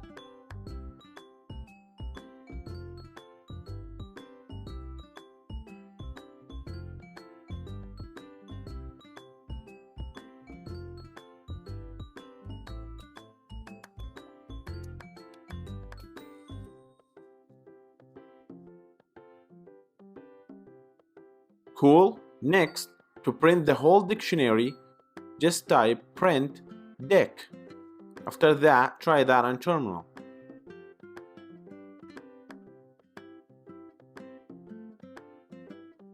Pretty cool. As you can see, terminal printed the whole dictionary with its keys and values in one line.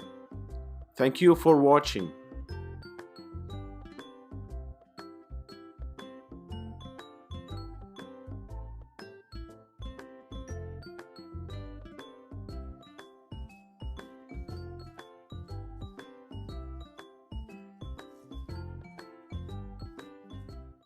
Edit a value in dictionaries. First, we'll go to brackets. It's very easy to edit the values in dictionaries.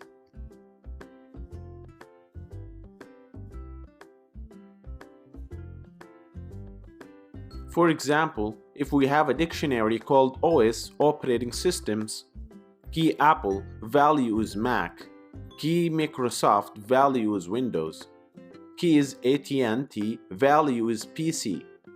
Now I will show you before changing and after changing. So to be very clear, I will print a string before plus OS square brackets quotation marks AT&T, which I want to change its value. So to change that, we simply just type OS square brackets quotation marks AT&T equals quotation marks Linux. So we changed from PC to Linux. Now I will print after changing. To see that on terminal, print string marks now is space plus OS square brackets quotation marks AT&T. So I will print the full dictionary OS. See that on terminal right now.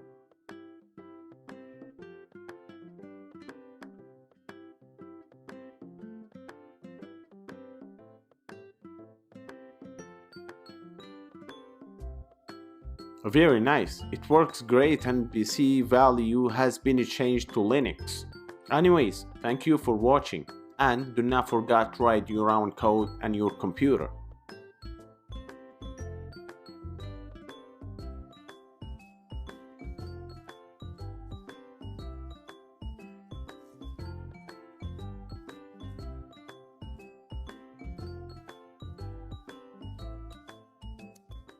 Delete a key from dictionary. Go to brackets. As you can see here, we have our dictionary from the previous lecture. So to delete a key with its value in dictionary, I will make that clear for you guys. Print string marks before deletion, then print OS to show all the dictionary in the terminal. So now to delete a key, we should write the keyword del OS square brackets quotation marks your key name AT&T. I also want to print after deletion.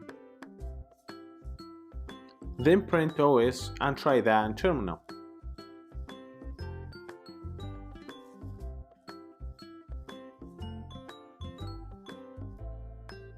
Alright, very nice. As we can see right here, the key and its value has been already deleted. Thank you for watching.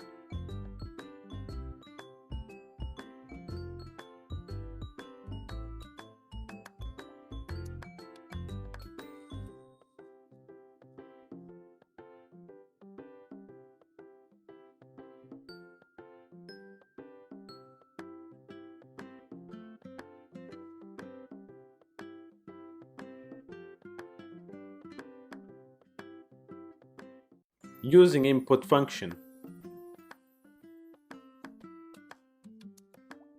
Using input function. Input function can be used to prompt the user to insert a number or a string. Let's see how. So now go to brackets and we will try to do it. Okay, so to prompt the user to insert something, you need to save whatever the user has been inserted in a variable. Okay, watch how I'm gonna do it right now. Create a variable called name equal input parentheses, I will print a message such as what's your name? \n means no line in terminal. Then print a string of hi space plus name plus space how are you as an example. Then I will create another variable called user equal input parentheses. In this line, whatever things the user inserted will be stored in user variable. Finally, type print a string of thank you plus variable name plus goodbye string as an example, and you can do whatever you like. After that, try that on terminal.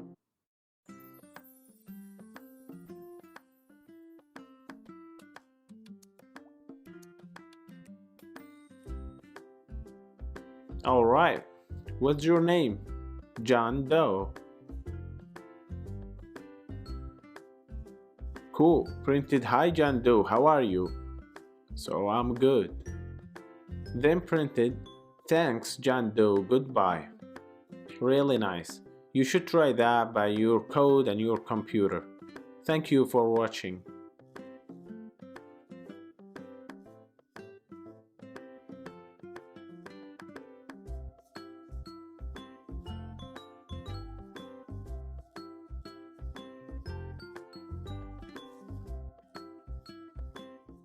While loop.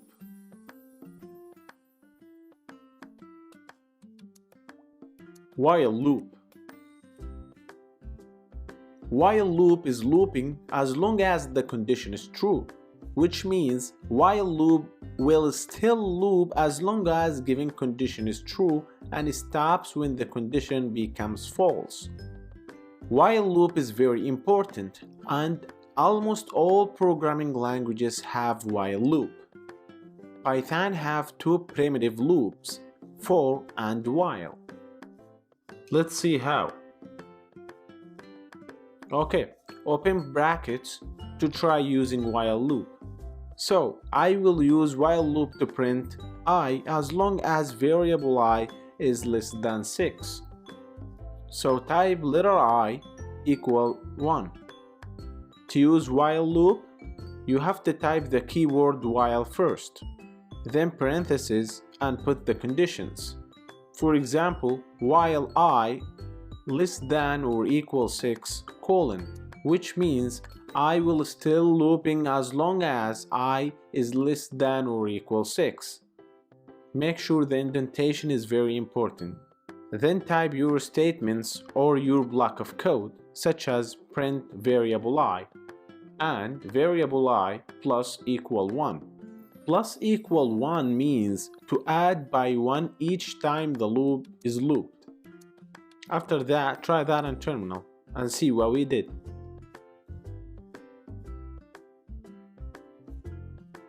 As you can see, while loop was looping as long as the condition was true, and added by 1 each time was looped. Then it stopped looping when the variable becomes greater than 6, which breaks the condition rule that you have put it. Okay, thank you for watching.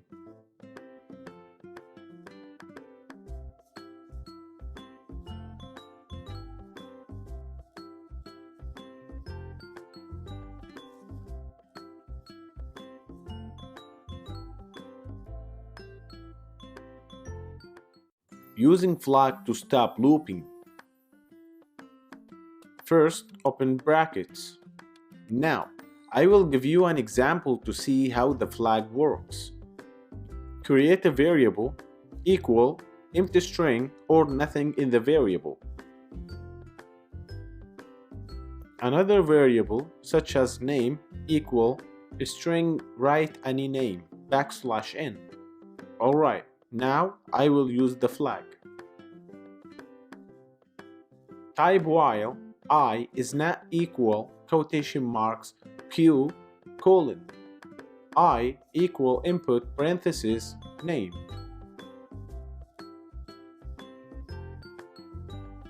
This means as long as variable I is not equal q, do the statement or the block of code that we did, which is I equal input parentheses variable name. After that, try that on terminal.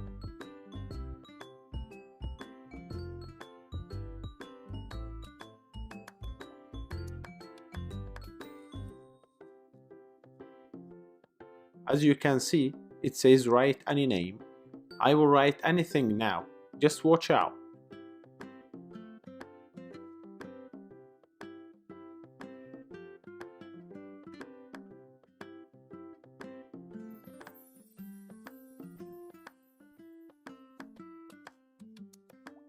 Here the flag works when I type Q, because in the condition said as long as the variable I is not equal Q, let the statements work. Okay, that's it for now. Thank you for watching.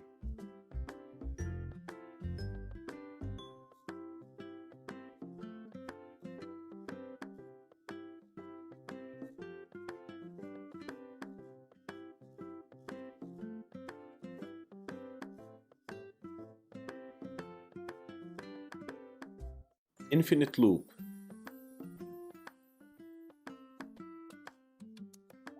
Infinite loop. While loop becomes infinite loop if the condition never becomes false. So you have to be careful with that because the loop will loop infinite and never stops.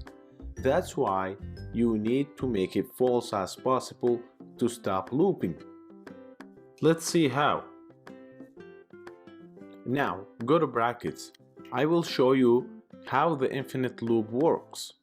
For example, create a variable I equal 1. Then use while I equal 1 colon. And create a variable name equal input parentheses string enter your name.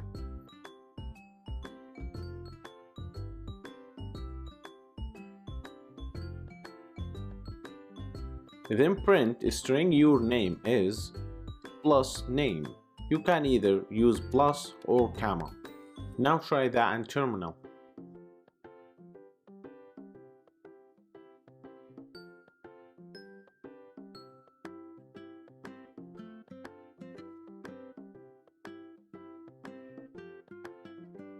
Now I will put multiple names to show you.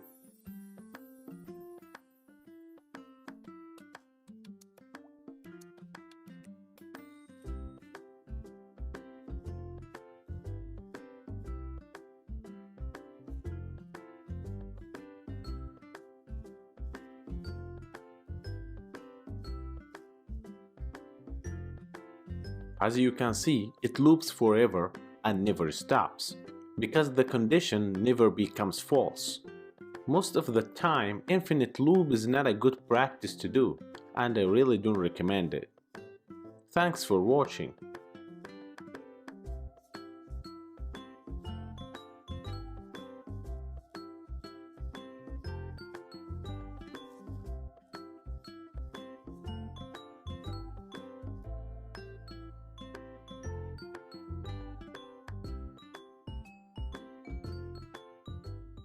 Using break and continue with while loop. Using break and continue with while loop. Break and continue can be used in both for and while loops. Break can be used to exit the while loop immediately. Easiest definition for continue is skip and return back to the beginning to the loop. Let's see how. Okay, now go to brackets. I will show you how to use break first and then continue. For example, create a variable called I equal 1. Create an empty variable user equal empty string. Then use while I is less than or equal 5 colon. User variable equal input parentheses insert any name \n. Then print string you inserted plus user variable. Okay, now, if user equal string John colon, then type the keyword break. So break here means if the user inserted the name of John, it will exit the loop immediately. Then type elif user equal string Mac colon and type the keyword continue. Continue means if the user inserted Mike, the program will skip that and return back to the tab of the condition. Then type I plus equal 1, which means incremented by 1 each time the loop is looped. After that, try the code on terminal. Okay, I will put multiple names to show you. Watch out.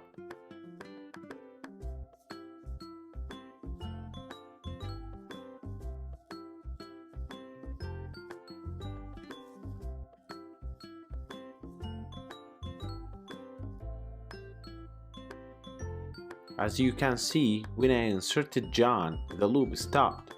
Now, I will use the terminal one more time with multiple names.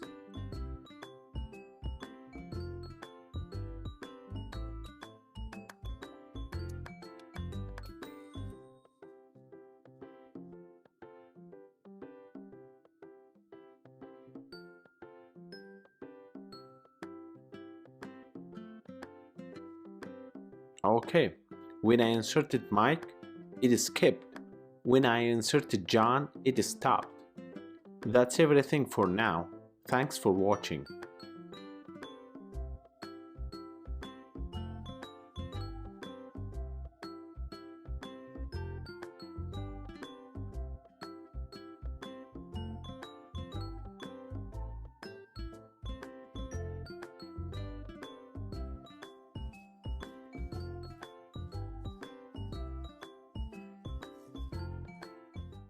Functions.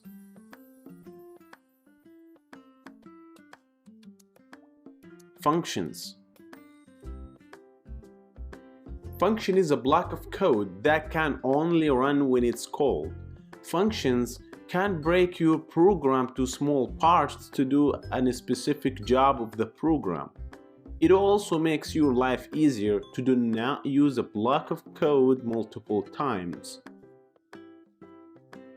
To define a function, just type the keyword def, your function name, parenthesis, colon, then your block of codes.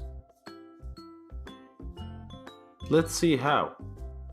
Alright, now I will show you how to use functions. Make sure to know functions really well. It's really important and makes your life easier with code. And you really need to know functions if you wanna learn Python. So go to brackets. To define a function, type def keyword and then your function name, parenthesis, colon. Then your block of code such as print a string hello, this is code from the function. Also, indentation is super important in Python, make sure of that. So, if you take the indentation out, you will be out of the function, and you will be in your main program. In the main program, I will type print string of this is code from our main program, \n, to show you it's from the main program. So to call the function from your main program, easily type the function name and its parentheses. If there's arguments, you need to type them also. I will show you what's arguments in the next lectures. After that, try that on terminal.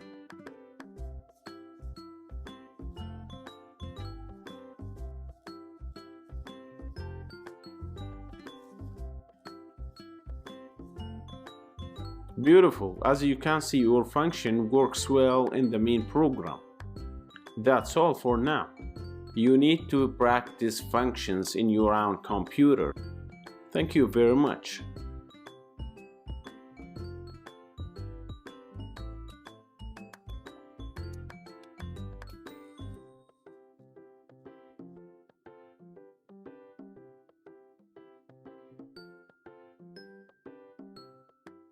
Arguments and parameters in functions. Arguments and parameters in functions. Parameters are the variable names within the function definition. Arguments are the values that passed in the function that is called. Let's see how. Open brackets. I will show you how to use arguments and parameters. So I will create a function called name, and its parameters will be if name, first name, and name means last name. So type def names parenthesis if name comma name colon. Then your block of code such as print string your first name is plus if name, and another code is print string your last name is plus name. You actually can put as many codes as you need in the function. So in the main program, out of the function, call the function name. Just type its name parenthesis and its arguments are John, Doe. So the values that are inside the function names are called arguments because you pass the values in the function to function parameter or function definition in the top. Also, it's very important to follow the order of arguments, which is the first name if name and last name name. Alright, anyways, now try the code and terminal.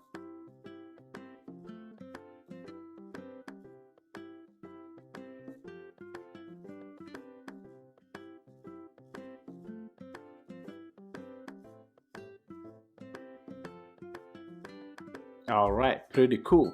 Everything works like what I explained. Thank you very much.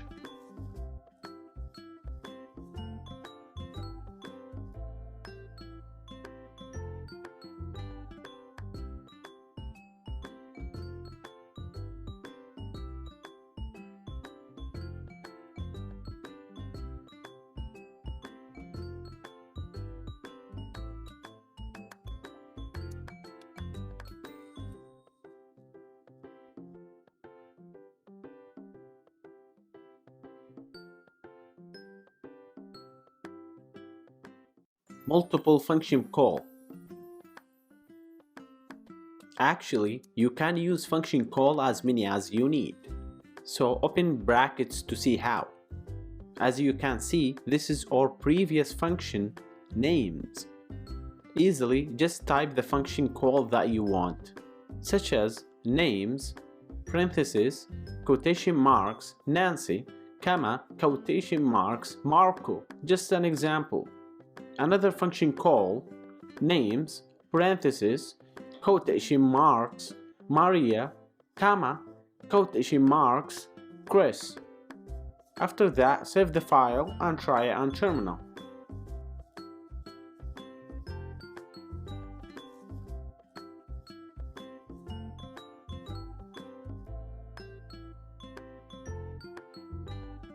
Good, all the function calls work well. You actually can make it nicer to make a new line after each call. So to do that, inside the function definition, print string \n. Try again on terminal and see. You see that? It's pretty good. Thank you very much.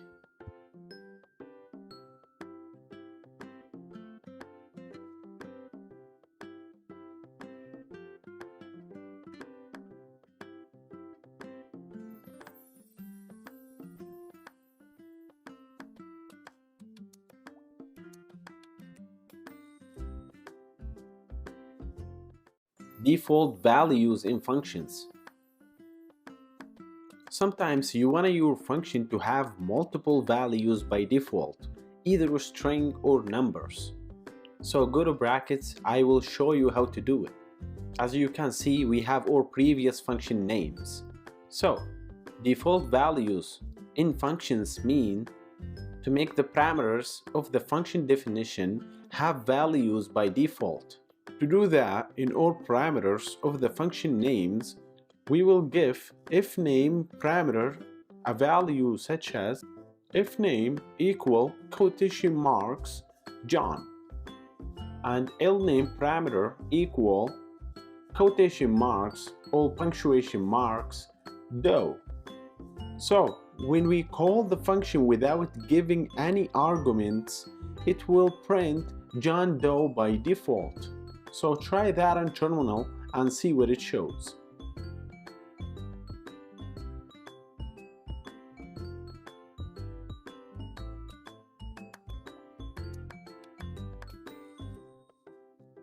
Nice, but if we need to change the default values easily, we just can type function call names parentheses ifName equal put any name such as Donald, comma lName equal Jack. Then try it on terminal again. As you can see, the default values have been changed in our second call. That's it for now. Thank you very much.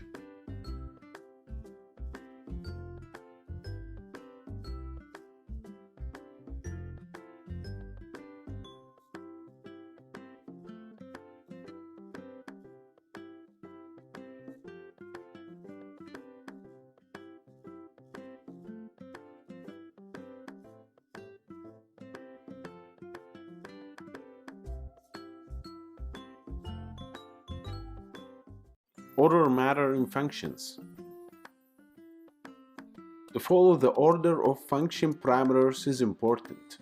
For example, if you have a function that has two parameters, so when you call the function in the main program, you need to type the two arguments. If one of the arguments is left out in the function call, the terminal will give you an error. Open brackets to show you how. As you can see, this is our previous lecture code. So, if we take out Doe in the second parameter in the first function call, try on terminal now and see what will happen. Yes, did you see this error? Because in the function definition has two parameters, and in the first function call that we did, has one argument which is John. But there is a way to swap the parameters to put the first name in the last name and the last name in the first name, such as names parentheses lName equal quotation marks John, comma ifName equal quotation marks Doe. Another function called to swap Nancy and Marco. Okay, for third function call, names parentheses ifName, watch out, ifName not lName equal quotation marks Maria, comma lName equal quotation marks Chris. After that, try that on terminal. Wonderful. As you can see, the names swapped out already. Alright. You need to do that by yourself and try it on your computer. Thanks for watching.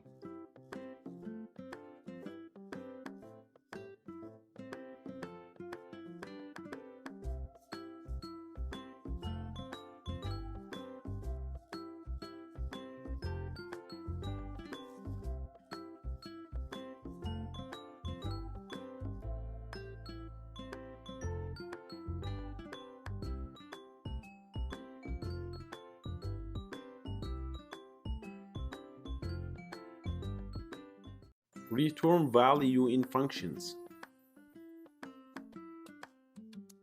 Return value in functions.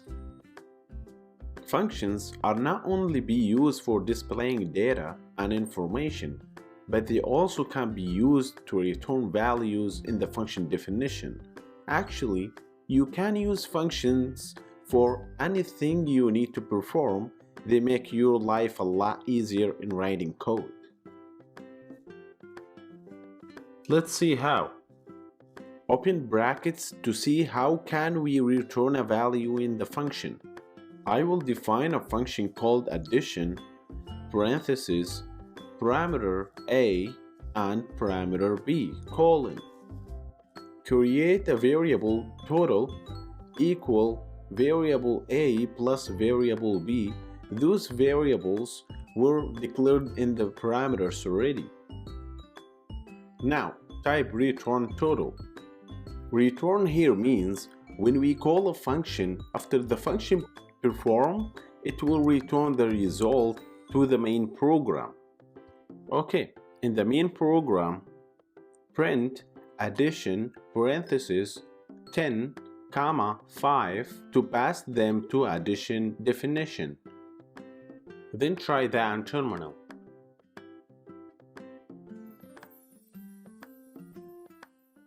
Wonderful! It returned the result of the addition, 15. Thank you for watching.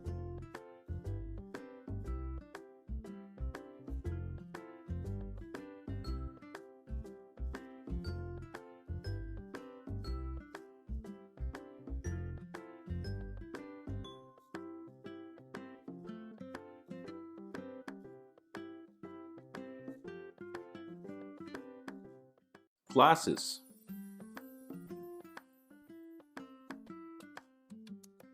Classes.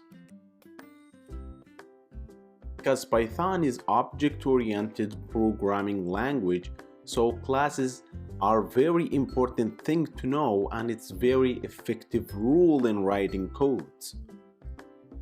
Classes can be represented real-world things exactly like a blueprint.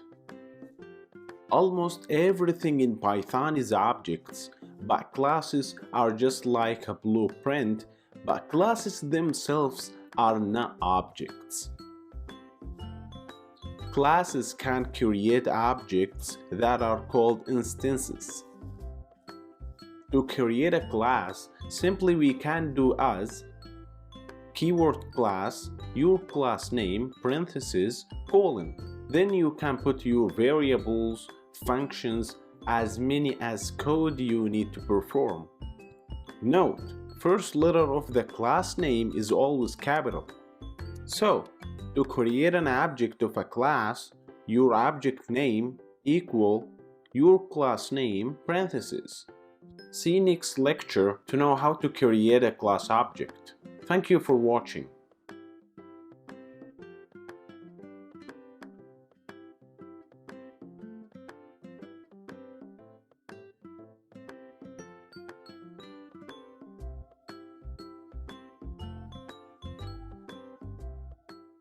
Create a class. Open brackets. Okay, for example, to create a class, type class person. Make sure the P of person is capital, and then put parentheses, colon.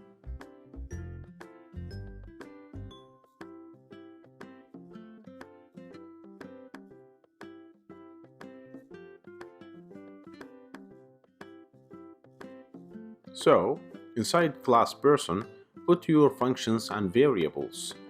Okay, I will start with defining function insert with its parameters are self, name, age, ID number, colon. Self here is important, which means the function itself to store the passing values from the function calling the variable. So type self.name equal name, self.age equal age, self.id number equal ID number.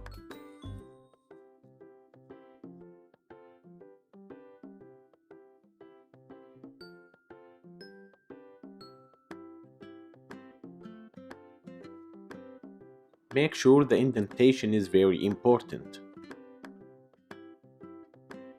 Now, I will create another function called output, parentheses, self inside the parentheses, colon. This function will show the inserted values, name, age, ID number in the insert function. Okay, now print inside the output function string your name is space plus self.name plus your age is plus self.age plus string your ID is plus self.id number. Okay, sounds cool. Now we have declared our blueprint or class. So that's it for now, and follow the next lecture to see how to make a class object. Thanks for watching.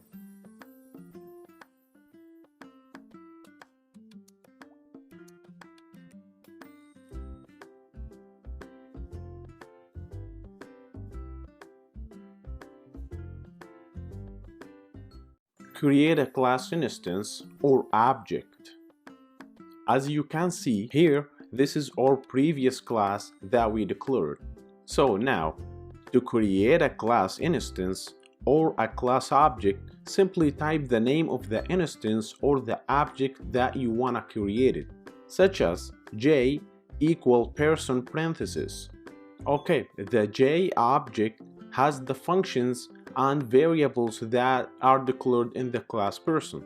So if we need to call the function insert in the object J, we simply can type J dot insert parenthesis quotation marks John comma quotation marks 33 comma quotation marks any ID numbers.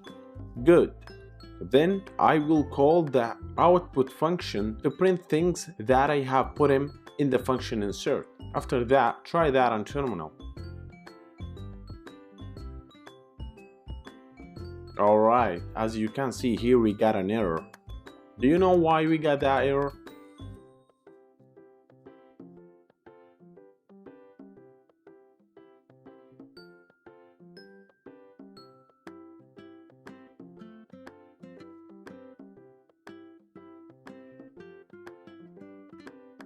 It's actually because the indentation. You need to take out the indentation after you declare the class to go back to the main program. Pretty cool. That's all for now. Thank you very much for watching.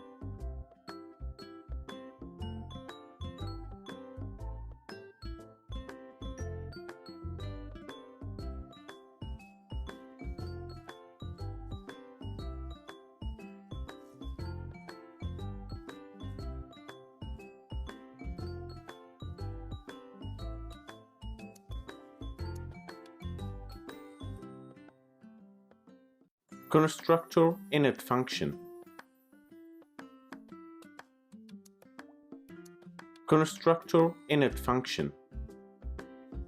Init function is a built-in function in Python, and it's the constructor of the class. Constructor is called whenever a new object of the class is created, and it should be called only during creating the object. Self parameter in the init function refers to the instance or the object itself, and it's important to use it if you want to use a constructor in your class.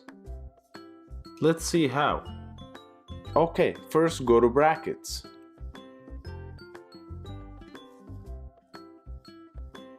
As you can see, we have our class person.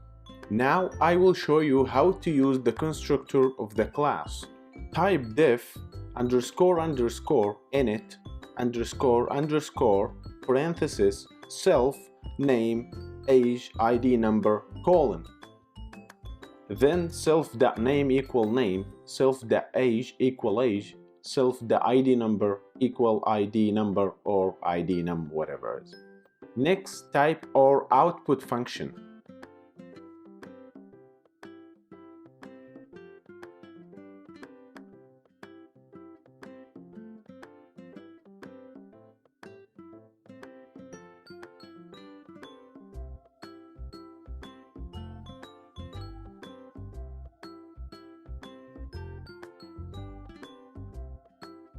Okay, now we are in the main of the program. To use the constructor of the class, create an object such as John equal person, parenthesis, quotation marks John, 33, and put any ID numbers. Alright, so during creating the object, we passed the arguments to the constructor of the class. Then type John the output function. After that, try that on terminal.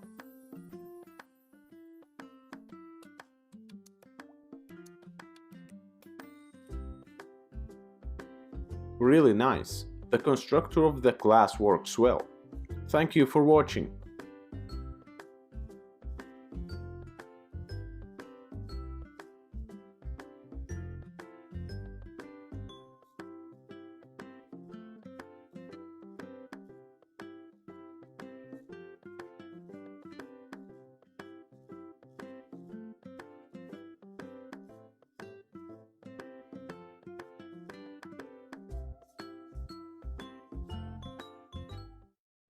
Accessing variables or functions of an object. If you have a class object and you want to access its variables or functions, it's really easy to do so. First, open brackets. As you can see, this is our previous code. So to access class objects, variables, or functions, type the object name the class name, such as John.name. But I want to print now, so it will be John.name. We actually use the dot to access the variables or functions. Now try that on terminal. Cool, printed John well. Watch out now. I will print age, ID number, and output function.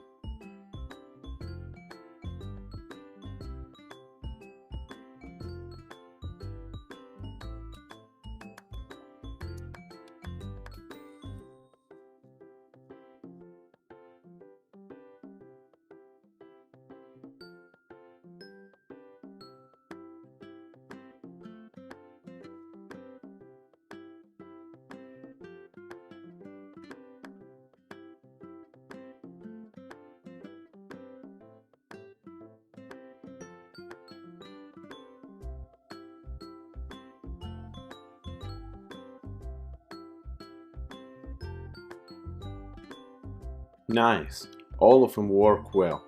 Thanks for watching.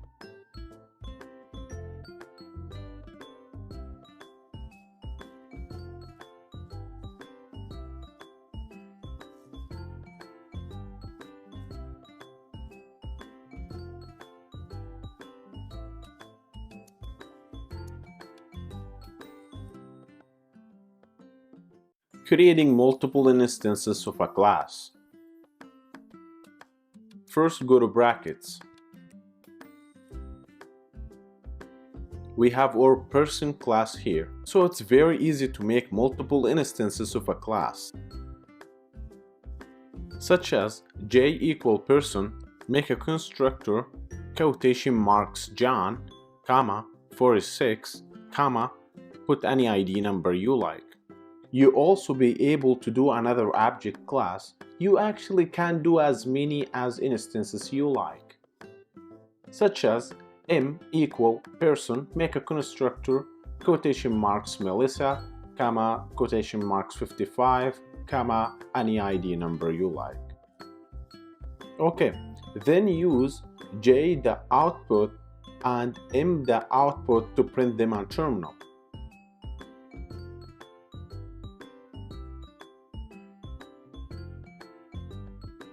Pretty nice, multiple objects work well.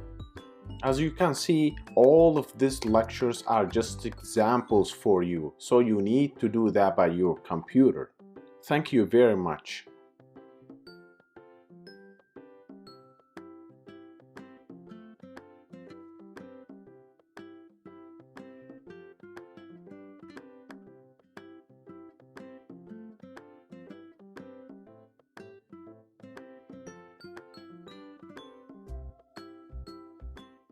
Class inheritance.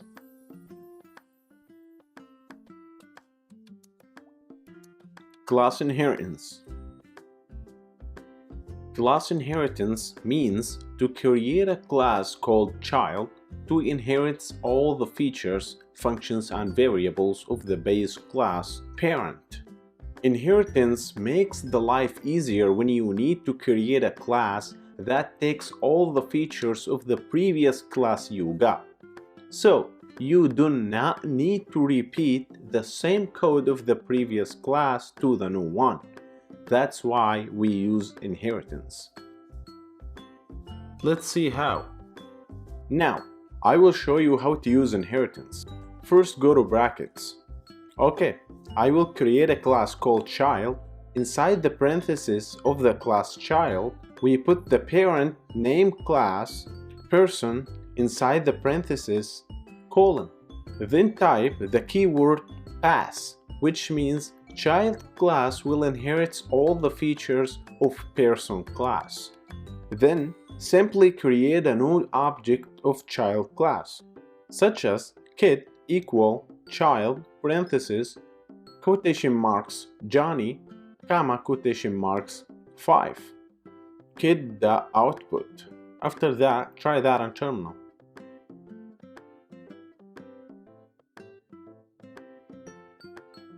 Alright, as you can see here, we got an error. Do you know where to find this error? It's actually order matter because the constructor accepts 3 arguments, not 2 arguments. Anyways, I will add any ID numbers.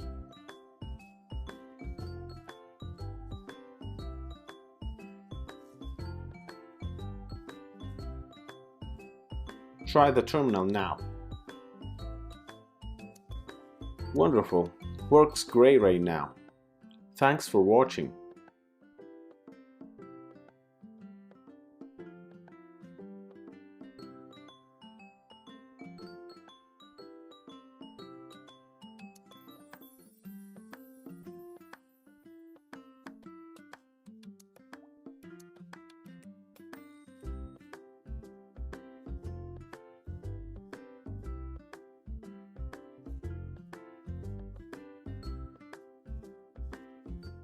More about class inheritance. Go to brackets now.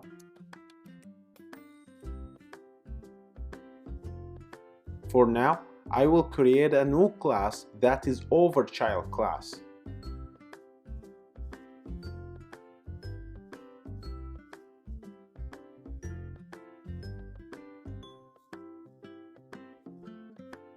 Class man parentheses colon. Define a function called strong, def strong parentheses self colon. Then print a string min are strong. Now, kid object will inherit these features.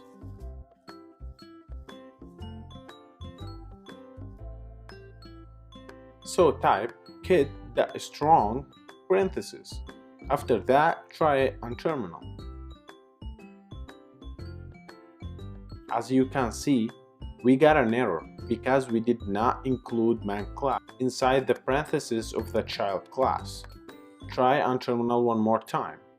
Pretty nice, it works now. That's everything for now. You need to do that by your computer. You need to try your code and see everything. Thank you for watching.